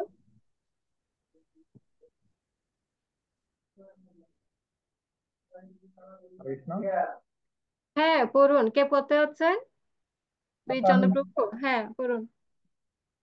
অর্জুন বললেন, হে জনার্দন, তোমার এই সৌম্য মানুষ্য মূর্তি দর্শন করে এখন আমার চিত্ত স্থির হলো এবং আমি প্রকৃতির প্রকৃতিস্থ হলাম। তোমার সে কি বলছেন, অর্জুন বলে, হে জনার্দন, তোমার এই সৌম্য মানস মূর্তি দর্শন করে এখন আমার চিত্ত স্থির হলো, আমি প্রকৃতিস্থ হলাম। অর্থাৎ অর্জুন সে আগের স্থিত অবস্থায় ফিরে এলেন, আগের অবস্থায় ফিরে এলেন। সৌম্য সেই রূপটি, ভগবানের সেই দ্বিভুজ শ্যাম সুন্দর রূপ দর্শন করে অর্জুন স্থির হলেন। সেটাই অর্জুন এখানে বলছেন। ভগবান শ্রীকৃষ্ণ পরপর বিশ্বরূপ, চতুর্ভুজ রূপ, এরপর দ্বিভুজ শ্যামসুন্দর রূপ অর্জুনকে দর্শন করালেন। এর পরবর্তীতে 52 নং শ্লোক দেখি শ্রী ভগবান কি বলছেন। শ্রী ভগবান উবাচ সুদর্দর্শমিদं রূপं দৃষ্টবানসि মম দেব অপ্যस्य রূপस्य নিত্যং দর্শনকাঙ্ক্ষিণ। দেবাশিস প্রভু পড়ুন। হরে কৃষ্ণ মাতাজি। অনুবাদ। পরমেশ্বর ভগবান বললেন, তুমি আমার যে রূপ এখন দেখিছ তা অত্যন্ত দুর্লভ দর্শন। দেবতারাও এই রূপের সর্বদা দর্শনাকাঙ্ক্ষী। হুম। এখানে ভগবান কি বলছেন, যে পরমেশ্বর ভগবান বলছেন তুমি আমার যে রূপ এখন দেখছো তা অত্যন্ত দুর্লভ দর্শন, দেবতারাও এই রূপের সর্বদা দর্শনাকাঙ্ক্ষী। এখানে ভগবান কোন রূপের ইঙ্গিত করছেন? বিশ্বরূপ। না, কে বলবেন? দিবস শ্যামসুন্দর রূপ। হ্যাঁ, দ্বিভুজ শ্যামসুন্দর রূপ। দিবস শ্যামসুন্দর। হ্যাঁ, মুরলীধর। এখানে বলছেন তুমি আমার এই যে সর্বশেষ দ্বিভুজ শ্যামসুন্দর রূপ, যে রূপটা দর্শন করালেন সৌম্য রূপ, এই রূপটা দেবতারাও এই রূপের সর্বদা দর্শনাকাঙ্ক্ষী। এখানে সুদূর দর্শন কথাটি মাধ্যমে শ্রীকৃষ্ণের দ্বিভুজ রূপটি বলছেন, যে এটার মাধ্যমে বোঝানো হচ্ছে যে ভগবানের দ্বিভুজ শ্যামসুন্দর রূপটি বিশ্বরূপ দর্শন করা যতটা না দুষ্কর, ভগবানের দ্বিভুজ শ্যামসুন্দর রূপটি দর্শন করা আরো দুষ্কর। এই রূপটি অত্যন্ত আরো গোপনীয়। বেদ অধ্যয়ন, তপশ্চর্যা এগুলোর সাথে যদি কিছুটা ভক্তি মিশ্রিত হয়, তাহলে ভগবানের বিশ্বরূপ দর্শন করা সম্ভব। এই এই ভগবানের এই দ্বিভুজ শ্যাম সুন্দর রূপ, এই রূপটা দর্শন করা ব্রহ্মা, এই রূপটা দর্শন করার জন্য ব্রহ্মা, শিব এবং আদি দেবতাদের ভগবানের কাছে প্রার্থনা করেন, যে যেহেতু এই দ্বিভুজ শ্যাম সুন্দর রূপটি দর্শন করা খুব একটা সহজ ব্যাপার নয়। তো এখানে বলছেন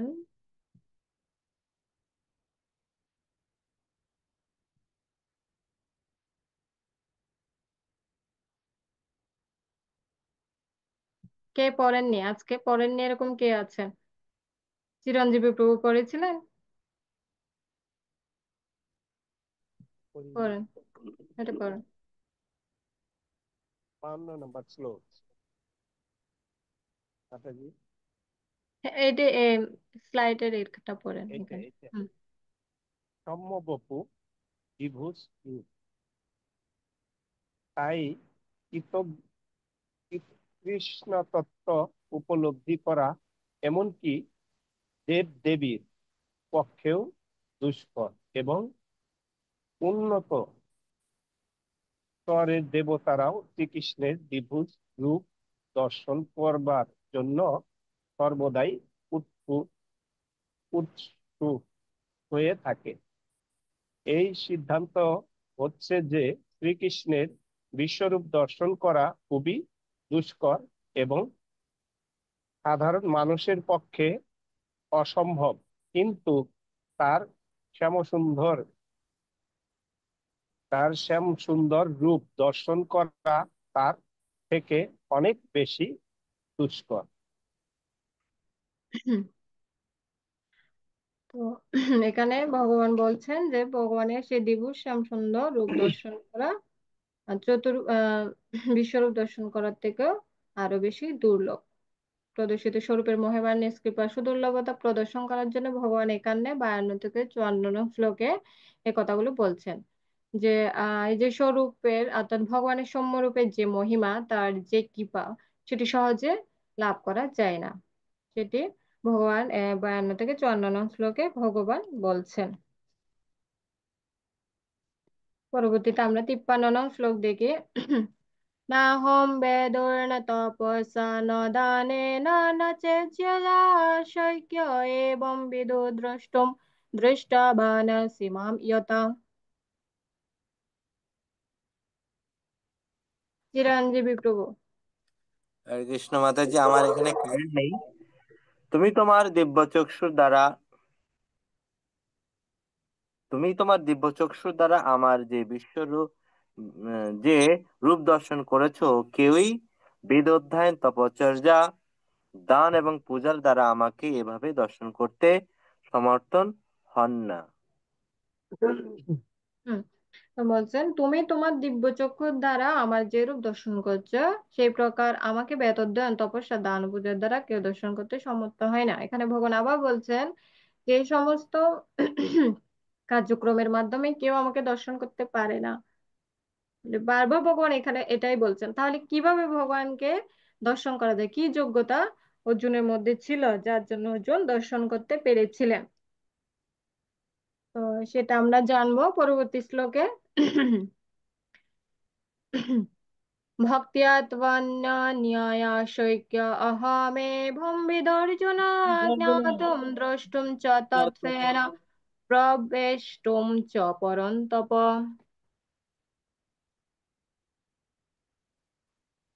পড়বো মাতাজি? হ্যাঁ প্রভু পড়ুন।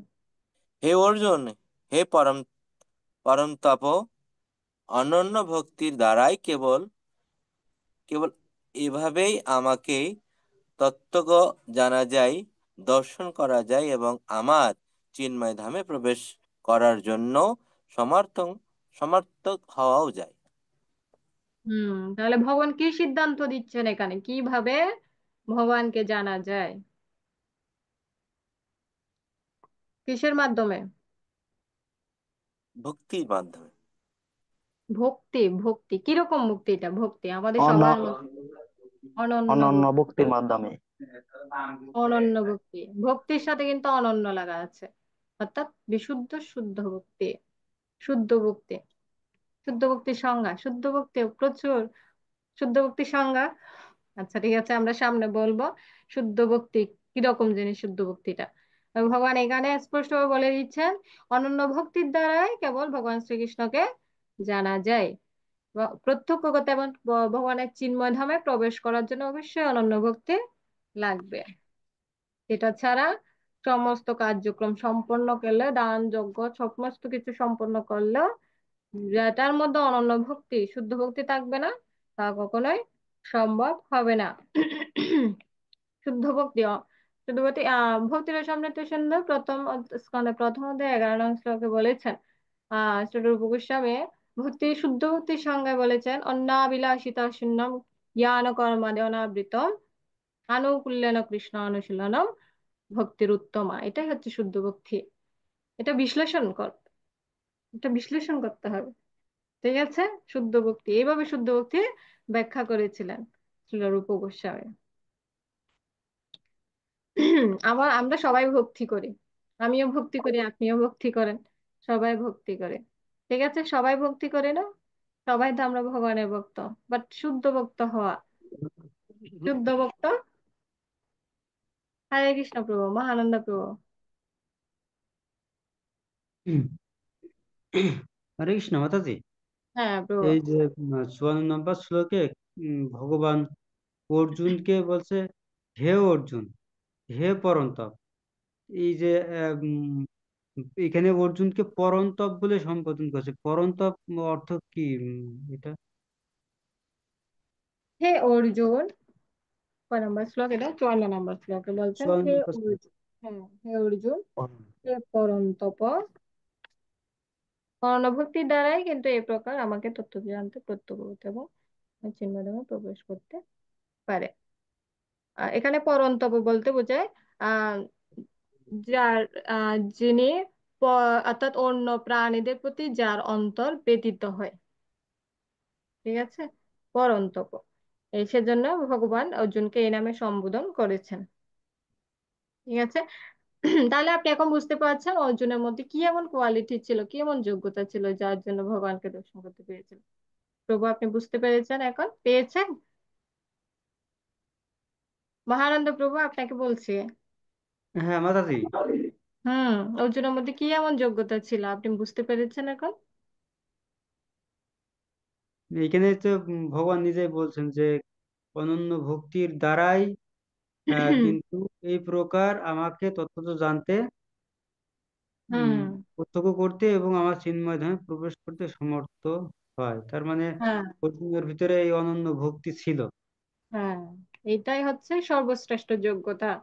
ঠিক আছে, যেটা আমি বলছিলাম, আমরা সবাই ভক্তি করি, আমরা সবাই ভগবানের ভক্ত, বাট শুদ্ধ ভক্ত হওয়া, আমি এখনো শুদ্ধ ভক্ত হতে পারিনি, জানি না এখানে অনেকে শুদ্ধ ভক্ত আছে হয়তো।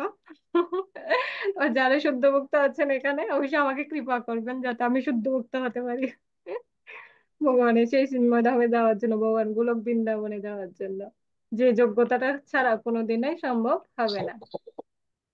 তো সর্বশেষ শ্লোকে ভগবান বলছেন তাকে লাভ করার পূর্বশর্ত কি দিচ্ছে দেখুন। এরপরে দেখি শুদ্ধ ভক্তি কিভাবে অর্জন করা যায়, ভগবান কি বলছেন দেখি 55 নং শ্লোকে। মত কর্ম কৃন্ময়ৎ পরম মদ ভক্ত সঙ্গ বর্জিত নির্ভয়ের সর্বভূতেষু ইয়স মামেতি পাণ্ডব। থাক দিন একটু। অনুবাদ, মাতা, মহাপ্রভুর সাথে মাতার নাম আহ, কি ছিল, মহানন্দ প্রভুর সাথে মাতা, মাধবী মাতা মনে হয়, আমি নামটা দেখতে পাচ্ছি না, মাতা মাতা পড়ুন।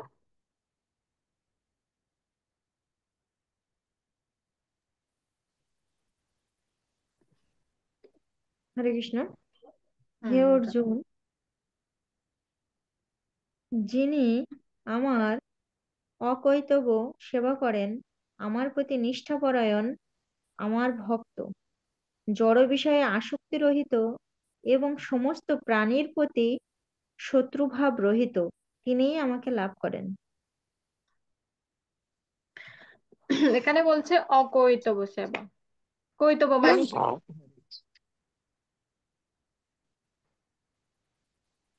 ভণ্ডামি।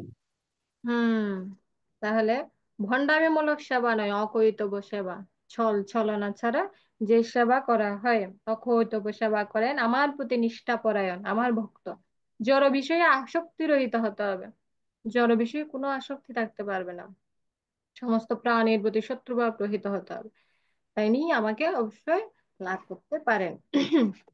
এখানে এটাই হচ্ছে শ্রীমৎ ভগবদ গীতার এই শ্লোকটিকে ভগবদ গীতার নির্যাস বলে বিবেচনা করা হয়। 55 নং শ্লোক। মৎকর্ম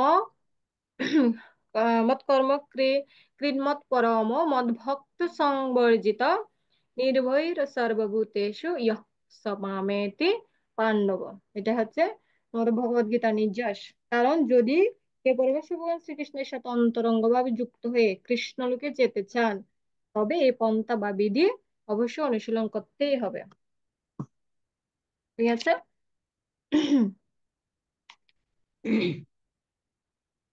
পরবর্তী স্লাইড গুলো একটু দেখে নিই।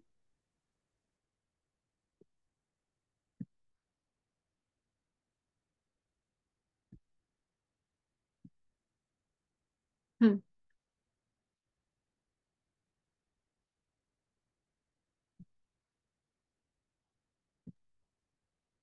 মাতাজি পড়বো? হ্যাঁ প্রভু, এটা পড়ুন। অর্জুনের প্রার্থনা, বিশ্বরূপকে ভালোবাসার চেষ্টা করো না, ভালোবাসার শ্যামসুন্দর শ্রীকৃষ্ণকে, এটিই সার কথা। তুমি বিশ্বরূপকে ভালোবাসতে পারবে কি? যদি কৃষ্ণ বিশ্বরূপ নিয়েই তোমার কাছে উপস্থিত হন, তবে ভালোবাসা তুমি ভুলে যাবে। তাই বিশ্বরূপকে ভালো না বেসে শ্যামসুন্দরকে ভালোবাসো, এইটি সার কথা। তাহলে এখানে কি বলছে, বিশ্বরূপকে ভালোবাসার চেষ্টা করো না, বিশ্বরূপকে কি ভালোবাসা যাবে? কি মনে হয় আপনাদের? আমার মনে হয় তো, যেমন আগে আমরা জানতে পেরেছি বিশ্বরূপটা, যে এর আগের ক্লাসে আপনি একটা উদাহরণ দিয়েছিলেন, যেমন বিশ্বরূপ অন্য সব সাজিয়ে গুজিয়ে এনে দেখা, যেমন পরবর্তী সব অভিনয় শেষ চলে গেল, ঠিক সেরকম ভাবে আমি আমার দৃষ্টিকোণে একটা উদাহরণ আমি পেয়েছিলাম। তো সেরকম একটা বিশ্বরূপ, তবে তার থেকে ভালো কৃষ্ণকে ভালোবাসে, শ্যাম হুম, সুন্দর। শ্যাম সুন্দর রূপ। এই বিশ্বরূপের মধ্যে ভক্তের সাথে ভগবানের যে প্রেমের একটা আদান প্রদান, সেই আদান প্রদানটা এই বিশ্বরূপের মধ্যে পাওয়া যাবে না। সেই বিশ্বরূপ দেখে অর্জুন যেমন ভীতে ভয় হয়ে গেছে, ব্যতীত হয়ে গেছিলেন, স্বাভাবিক, আমাদের তো আর কোনো কথাই নেই।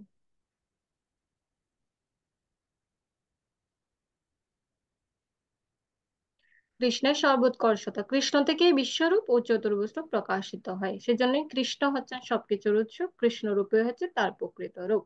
পর্যায়ক্রমে আহ কৃষ্ণ থেকে বিশ্বরূপ হয়েছিল, বিশ্বরূপ থেকে চতুর্ভুজ রূপ, পরবর্তীতে আবার দ্বিভুজ শ্যামসুন্দর রূপে ভগবান শ্রীকৃষ্ণ আবার এসেছিলেন। পরবর্তী প্রভু ক্যামেরা বন্ধ করে রেখেছেন দুজন। প্রভু আপনারা যদি ক্যামেরাটা অন করেন। নিমাই সেবক প্রভু করুন। এই যে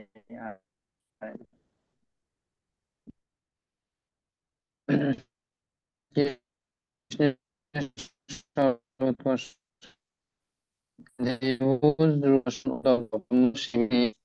দর্শন ফল অনন্য করা যায়। বেদ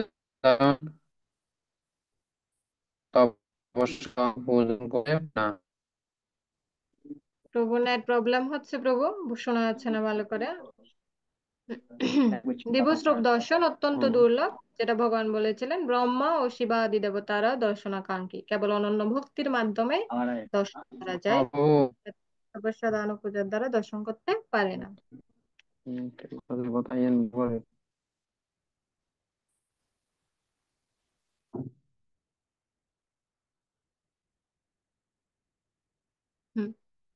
আমরা দেখি তাহলে আমরা একাদশ অধ্যায়ে কি কি পড়েছি। দশম ও একাদশ অধ্যায়ের সম্পর্ক আলোচনা করেছি। অর্জুন কেন বিশ্বরূপ দর্শন করতে চাইলেন আমরা পড়েছি। কমলপত্রাক্ষ শব্দটির তাৎপর্য কি, ভগবান বিশ্বরূপের সংক্ষিপ্ত বর্ণনা দিন।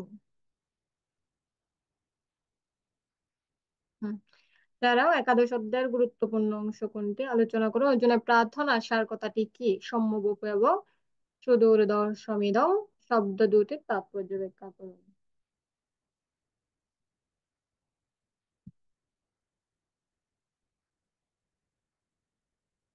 তো এখানে পর্যায়ক্রমে আমরা কি কি পড়েছি একাদশ অধ্যায়ে সমস্তটাই এখানে আছে। তো আমি স্লাইডটা দেখিয়ে দিচ্ছি, আপনারা রেকর্ডিং দেখে পড়ে নিবেন, ঠিক আছে।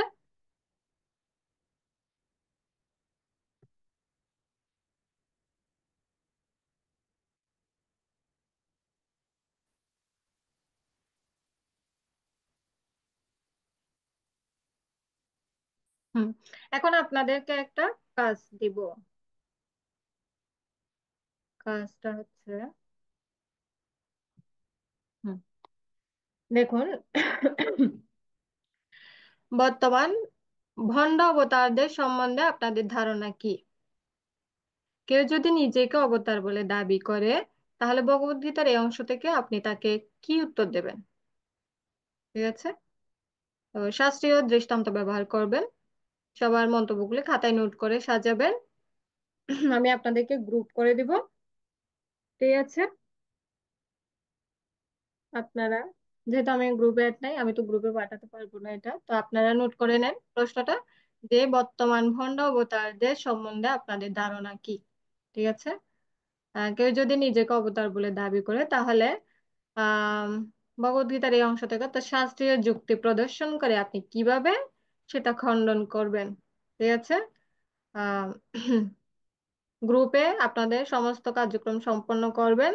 আপনারা সেই প্রশ্নের আলোকে আপনাদের মন্তব্য উপস্থাপন করবেন। এখানে এসে উপস্থাপন করবেন 2 মিনিট, ঠিক আছে। এখানে 3 মিনিট দেওয়া আছে, বাট 2 মিনিট আপনারা প্রশ্নটা নোট করে নেন, ঠিক আছে।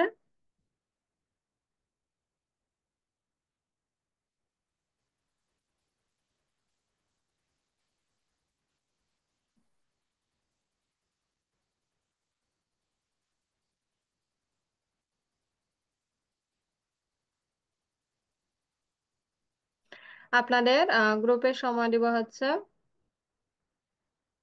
10 মিনিট, ঠিক আছে। ঠিক আছে, লেখা হয়েছে, স্ক্রিনশট নিয়ে নেন নাহলে।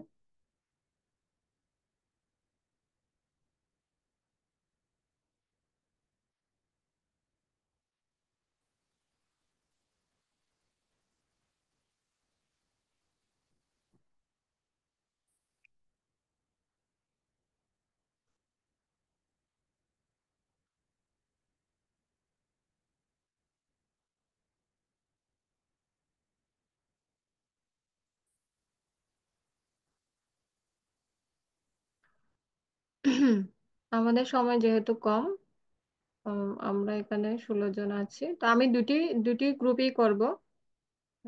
গ্রুপ বেশি করলে আবার সময় একটু বেশি লাগবে। তো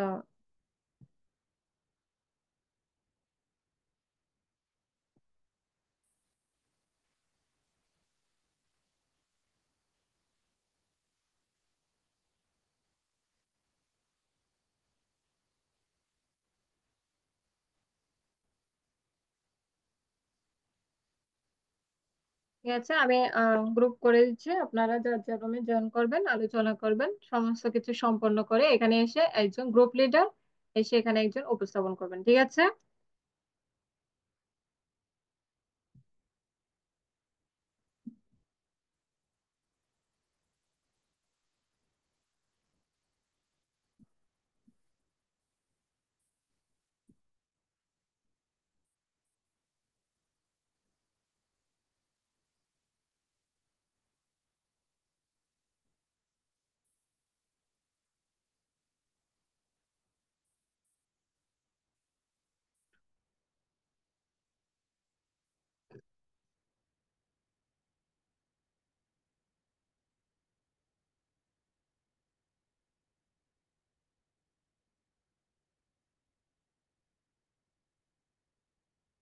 সুজন প্রভু জয়েন করুন, গ্রুপে জয়েন করুন, রুমে রুমে যান।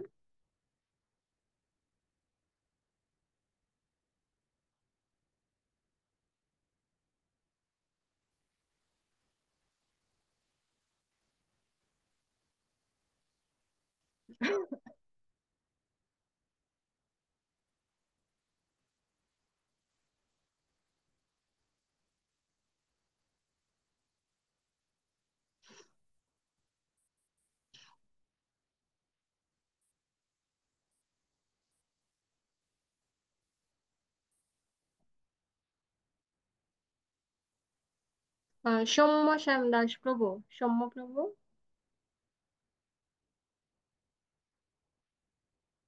বলাই প্রভু।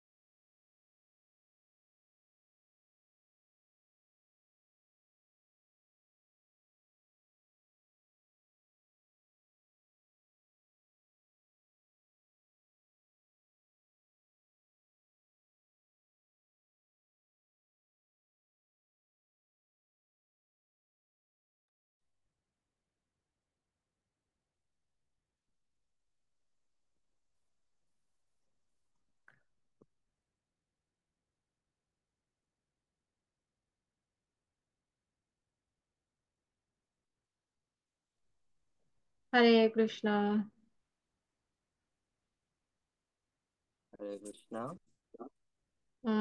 রুম ওয়ানে কারা ছিলেন? রুম ওয়ানের লিডার কে? লিডার যিনি ছিলেন উনি শুরু করেন আপনাদের আলোচনার মাধ্যমে আপনারা কি কি। নীতিমাতা হচ্ছে আমাদের লিডার। হ্যাঁ প্রভু, বলুন। বিতি মাতাজি, হরে কৃষ্ণ মাতাজি। ও আচ্ছা।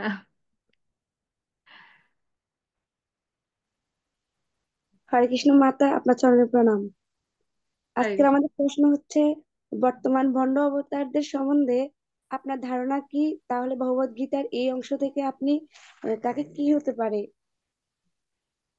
আহ, বর্তমানে বিভিন্ন গুরুদের দেখি যে টাকার জন্য গুরু সাজে, মানে টাকার জন্য গুরু সাজে, বিভিন্ন ভাবে হয়রানি করে এবং কি বিভিন্ন ভাবে চাপ সৃষ্টি করে, এবং কি তারা বলে যে মানে আহ, যে তারা তাদেরকে ছেড়ে অন্য কোনো গুরু ধরা যাবে না, এবং কি ভগবানকেও পাওয়া যাবে না, এরকমের মতামত তারা সবসময় আহ শিষ্যদের উপরে চাপ সৃষ্টি করে দেয় যে তাদেরকে ছাড়া যাবে না, তাদেরকে নিয়ে থাকতে হবে, এবং কি তারা যে নির্দেশাবলী দিচ্ছে যা শাস্ত্রীয় মতে না, কিন্তু তাই গ্রহণ করতে হবে এর, এবং কি আহ মানে গুরুর গুরুদেবের যে একটা কাজ হচ্ছে শিষ্যকে উদ্ধার করা, কিন্তু ওনারা কতটুকু আচার করছে আর সেটা কতটুকু শাস্ত্রসম্মত, সেই অনুসারে শিষ্যরা কতটুকু তা গ্রহণ করতেছে। এবং কি আমি আরেকটা জিনিস দেখতেছি যে এখানে আজকে বিশ্বরূপ দর্শনে যে ভগবান শ্রীকৃষ্ণ তার বিশ্বরূপ দর্শন করার মাধ্যমে আহ, আহ, জগৎকে একটা শিক্ষা দিয়ে গেছেন, কিন্তু এখন বন্ড যে গুরুদেবেরা, ওনারা কি ভগবানের মতো এরকম বিশ্বরূপ দর্শন করতে পারবেন? আরেকটা জিনিস হচ্ছে, আমাদের শিল প্রভুপাদ ইসকনে আমাদেরকে যে একটা ওয়ারেন্টি দিয়েছেন যে যারা প্রভুপাদের বা ভগবত কৃষ্ণ তত্ত্ব ভাবে যারা ভগবত গীতার যে ভগবানের যে আইনগুলো যারা সুন্দরভাবে এই নিয়মগুলো মেনে চলবে, তারা 100% ভগবত ধামে যেতে পারবে। প্রভুপাদ আমাদেরকে একটা সিউরিটি দিয়ে দিছে, কিন্তু ভণ্ড যে গুরুদেব, তারা কিন্তু আমাদেরকে মানে তাদের কিন্তু এরকম কোনো ওয়ারেন্টি নেই, তারা নিজেদেরও কোনো এরকম সিউরিটি নেই যে তারা ভগবত ধামে কখনো যেতে পারবে কিনা। কিন্তু কিন্তু তারা সবসময় মানসিকতা ওইভাবে শিষ্যদের উপরে চাপ সৃষ্টি করায় যে তাদের আইনি মানতে হবে, ইসকনের মতো বা বিভিন্ন ধরনের যে গুরু পরম্পরার যে গরীয় মত গুলো আছে, ওইগুলোর সাথে যুক্ত হওয়া যাবে না। আসলে মাতার সময় সংক্ষিপ্ত, অত সুন্দর করে গুছিয়ে বলতে পারতেছি না, ক্ষমা করবেন। হ্যাঁ ঠিক আছে। আহ আরো সময় আরো দেয়া দরকার ছিল, বাট সময় সংক্ষিপ্ততা, সব দিকে সময় সংক্ষিপ্ততা, এটা আসলে ডিটেলসে আরো বিস্তারিত ভাবে অবশ্যই আহ শাস্ত্রীয় যুক্তি অবশ্যই প্রদর্শন করতে হবে। যেটা অবশ্যই কেউ যদি এসে বলে আমি ভগবান, তো অবশ্যই শাস্ত্র যুক্তির মাধ্যমে অবশ্যই খণ্ডন করতে হবে। যদি শাস্ত্রীয় যুক্তি প্রদর্শন করতে না পারেন, তাহলে যুক্তি তর্ক বিতর্ক করে কোনো লাভ হবে না। অবশ্যই শাস্ত্রীয় যুক্তি প্রদর্শন করতে হবে, এটা রেডি করতে হবে, এটা এটা নিয়ে আরো চিন্তা করতে হবে। তো দেখি রুম গ্রুপ 2 তে যারা ছিল। ঠিক আছে মাতা, হরে কৃষ্ণ।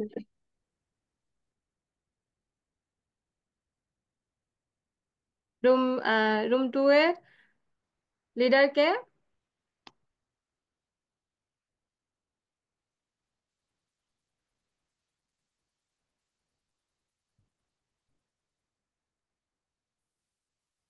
আমাদের গ্রুপ 2 এর লিডার মহানন্দ প্রভু। প্রভু আমাদের সামনে বলবেন। মহানন্দ প্রভু। হ্যাঁ, লিডারকে তো সর্বপ্রথমে রেডি থাকতে হয়, কি বলে, এখন কি লিডারকে খুঁজতে হচ্ছে? হরে কৃষ্ণ মাতা, আমি ভাবছিলাম যে চিরঞ্জীব প্রভুই লিডার, কিন্তু প্রভু আমাকে লিডার বানাই দিয়ে। যাই হোক, হরে কৃষ্ণ।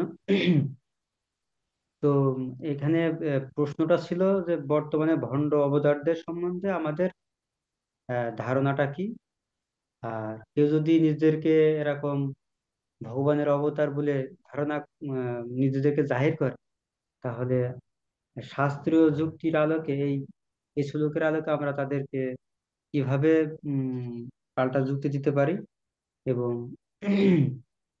সেক্ষেত্রে শাস্ত্র প্রমাণটা কি? বা আমরা তাদের কিভাবে ইয়ে করব। তো আসলে আমাদের সমাজে বর্তমান দেখা যায় যে বিশেষ করে অন্য যারা ধারায় আছে, বাবাজি মতে সাধারণত আমরা বলি বা সহজিয়া, তারা সাধারণত অনেক সময় দেখা যায় যে নিজেদেরকে ভগবান বলে জাহির করে। এবং এক্ষেত্রে আমার একটা বাস্তব অভিজ্ঞতাও আছে। একজন মানে মুসলমান মানে লোক, সে আমার এক কাকা সম্পর্কে। হ্যাঁ, এবং তার একটা সোসাইটি আছে। সে সে কাকার নাম আছে অর্জুন, একজন নাম আছে সঞ্জয়, এক দাদা এরকম মানে। এবং সেই শয়তান নিজেকে গুরুদেব বলে আর কি জাহির করে। এরকম অনেক আহ ভণ্ড গুরুদেব আছে যারা নিজেদেরকে ভগবান বলে দাবি করে। তো আমরা তাদেরকে প্রশ্ন করতে পারি বিনীত হবে, ঠিক আছে, যে যদি আপনি ভগবান হয়ে থাকেন, তাহলে আহ শাস্ত্রে তো অবশ্যই তার কিছু সিমটমস থাকবে। তো আসলে এই ভগবান যে অবতার বলছেন, তাই ভগবান অবতারের যে লক্ষণগুলো আছে, লক্ষণগুলো আপনারা জানেন কিনা? এক। দুই নম্বর আছে যে ভগবান তো অর্জুনকে বিশ্বরূপ দর্শন করেছিলেন, তা আপনি সেই বিশ্বরূপটা একটু দেখান। তারপরে ভগবান আরো ভক্তদের সাথে অনেক লীলা করেছেন, যেরকম গোবর্ধন পর্বত ভগবান কেড়ে আঙুলে ধারণ করেছিলেন। তা আমি এই গোবর্ধন পর্বত ধারণ করতে বলবো না আপনাকে। আপনি আমার সামনে দেখা যাচ্ছে যে একটা টেবিল আছে, টেবিলটা আপনি 5 মিনিটের জন্য কেড়ে আঙুলের উপরে নিয়ে একটু আমাদেরকে দেখান। তা আমরা দেখি যে ঠিক আছে, আপনি ভগবানের অবতার। তারপরে আমরা এগুলো উদাহরণ দিতে পারি। আর শাস্ত্রের আলোকে আমরা বলতে পারি যে দেখেন, ভগবান ভাগবতমে আমাদের বলছেন কি, যে এতে চাংসকলা পুংস কৃষ্ণস্তু ভগবান স্বয়ং ইন্দ্রাদি ব্যাকুলম লোক মুড়য়ন্তি যুগে যুগে। এখন এই যে ভগবান শ্রীমদ্ ভাগবতে যে তার ভগবত্তা সম্পর্কে বলছেন, এবং শ্রীমদ্ ভগবদ গীতার একাধিক জায়গায় ভগবান তার ভগবত্তা সম্পর্কে আহ বলেছেন। আমরা এই যে শ্লোকগুলো যেরকম প্রভুপাদ এখানে আহ উম বিভিন্ন শাস্ত্রের রেফারেন্স দিয়েছেন, যেরকম ব্রহ্ম সংহিতা ঈশ্বর পরম কৃষ্ণ সচ্চিদানন্দ সচ্চিদানন্দ বিগ্রহ অনাদির আদি গোবিন্দ সর্বকারণ কারণম। তারপরে এখানে আরো উম অনেকগুলো শ্লোকের অবতারণা করেছেন। হম, যে যত্র অবতীর্ণম কৃষ্ণাক্ষম পরম ব্রহ্ম নরাকৃতি, সেই পরম তত্ত্ব হচ্ছেন সবিশেষ পুরুষ, তার নাম শ্রীকৃষ্ণ, এবং তিনি কখনো কখনো এই জগতে অবতরণ করেন। এখন এই যে কখনো কখনো ভগবান এই জগতে অবতীর্ণ হন, এবং কোন সময় এবং কিভাবে অবতীর্ণ হবেন, এটা শাস্ত্রে সুন্দর করে লিপিবদ্ধ আছে। এখন আপনি এই যে কলিযুগে হঠাৎ করে এসে বললেন আমি ভগবান বা আমি ভগবানের অবতার, তাই একটু এই বিষয়ে একটু আপনি বলুন শাস্ত্রের রেফারেন্স দিয়ে, যে এই কলিযুগে তো আমাদের মহাপ্রভু আহ শ্রী চৈতন্য রূপে এসেছেন। তো এখন তারপরে আবার ঠিক আছে, কলিযুগে। আমাদের 2 মিনিট উপস্থাপনের সময় ছিল, 2 মিনিট থেকে অনেকটা সময় হয়ে যাচ্ছে। আহ হ্যাঁ, শাস্ত্র যুক্তির মাধ্যমে আমাদেরকে অবশ্যই তাদেরকে আমাদেরকে উপযুক্ত জবাব অবশ্যই দিতে হবে। তো এটা নিয়ে আরো ডিটেলসে চিন্তা করতে হবে। তো যেহেতু সময় সংকটতার জন্য আপনাদেরকে আমি এখানে বেশিক্ষণ সময় দিতে পারি না, তো আপনারা এটা আলাদা আলাদা ভাবে আপনারা করবেন, ঠিক আছে? এটা নিয়ে আরো চিন্তা করেন, এটা লিখবেন, এটা লিখে অবশ্যই প্রভুকে পাঠাবেন, ঠিক আছে? ঠিক আছে, বুঝতে পেরেছেন আচ্ছা সবাই? আচ্ছা। এটা নিয়ে বিস্তারিত ভাবে ডিটেলসে চিন্তা করুন, অবশ্যই লিখবেন, লিখে প্রভুকে পাঠাবেন। ঠিক আছে, আমরা হরে কৃষ্ণ। করবো আমরা পরবর্তীতে।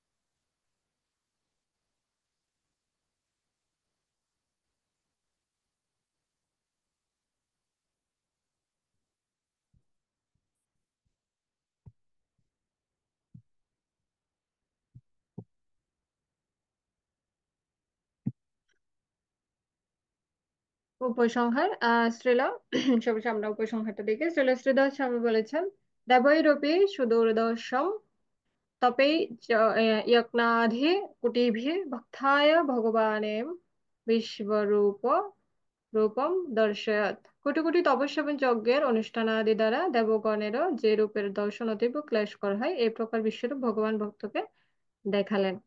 বিশ্বনাথ চক্রবর্তী ঠাকুর বলছেন, কৃষ্ণস্যৈব মহর্ষয়ম মমৈবাস্মিন রণে জয় ইত্যার্জুন নিশ্চিত কায়ত্যার্থ নিরূপিত। অর্জুন কৃষ্ণের মহেশ্বর্য এবং আপনার রণজয় নিশ্চিত করতে পারলেন, এটি একাদশ অধ্যায়ের অর্থ নিরূপিত হলো। বলদেব বিদ্যাভূষণ বলছেন, পূর্ণ কৃষ্ণ ভগবতারিত্বত্তানম জয়ুরণে ভারতে পাণ্ডুপুত্রানামিথ্যাকা দর্শনীয়। শ্রীকৃষ্ণ পূর্ণ ব্রহ্ম ভগবান, সমস্ত অবতারের অবতারী, অতএব তার প্রভাবে তারই ভক্ত পাণ্ডুপুত্রদের ভারত কুরুক্ষেত্রের যুদ্ধে জয়, এটি একাদশ অধ্যায়ে নির্ণয় করা হলো। ভক্তিবিনোদ ঠাকুর বলছেন, এই অধ্যায়ে বিশ্বরূপ, কালরূপ এমনকি বিষ্ণু রূপ অপেক্ষা শ্রীকৃষ্ণ রূপের আশ্রয় নিয়ত্থ প্রদর্শিত হয়েছে। স্বরূপ বিগ্রহ ব্যতীত ভগবানের সামুদ্রিক বিগ্রহ সকলে কিছু প্রয়োজন নেই। শ্রীকৃষ্ণ বিগ্রহই যে নিখিল রসামৃত মূর্তি এবং পরম মাধুর্য ভাবের একমাত্র নিধান, এটি অধ্যায়ের নিষ্কর্য। প্রভুপাদ বলছেন, তাই আমাদের বোঝা উচিত এই একাদশ অধ্যায়ের তাৎপর্য হচ্ছে যে ভগবান শ্রীকৃষ্ণ রূপই হচ্ছে পরম এবং গুরুত্বপূর্ণ রূপ। জীবনকে এমন ভাবে পরিচালিত করা উচিত যে প্রতিটি মানুষ যেন ভগবানের শ্রীকৃষ্ণের সেবায় নিযুক্ত হতে পারে এবং সদ্গুরুর মাধ্যমে পরম পুরুষোত্তম ভগবানকে হৃদয়ঙ্গম করতে পারে। পরম পুরুষোত্তম ভগবানের পরিকল্পনাগুলো তার কৃপার ধারাই কেবল বুঝতে পারা যায়। ভগবানের পরিকল্পনা এবং ভগবত ভক্তের পরিকল্পনার মধ্যে কোনো পার্থক্য নেই এবং এই পরিকল্পনা অনুসরণ করলে জীবন সংগ্রামে জয়ী হওয়া যায়। তো বলছেন, ভগবানের পরিকল্পনা শুদ্ধ ভক্তের পরিকল্পনার মধ্যে কোনো পার্থক্য হবে না। এই অধ্যায়ের সংগীত সার হচ্ছে শ্রীকৃষ্ণের বিশ্বরূপ, যা হচ্ছে একটি অস্থায়ী প্রকাশ, এবং কাল রূপের যা সবকিছু গ্রাস করে, এবং চতুর্ভুজ বিষ্ণুরূপ সবই শ্রীকৃষ্ণ কর্তৃক প্রদর্শিত হয়েছে। এর থেকে আমরা বুঝতে পারি যে এই সমস্ত প্রকাশের আদি উৎস হচ্ছেন শ্রীকৃষ্ণ। জয় শ্রী প্রভুপাদ কি জয়। সমবেত ভক্তবৃন্দ কি জয়। হরে কৃষ্ণ প্রভু। হরে কৃষ্ণ।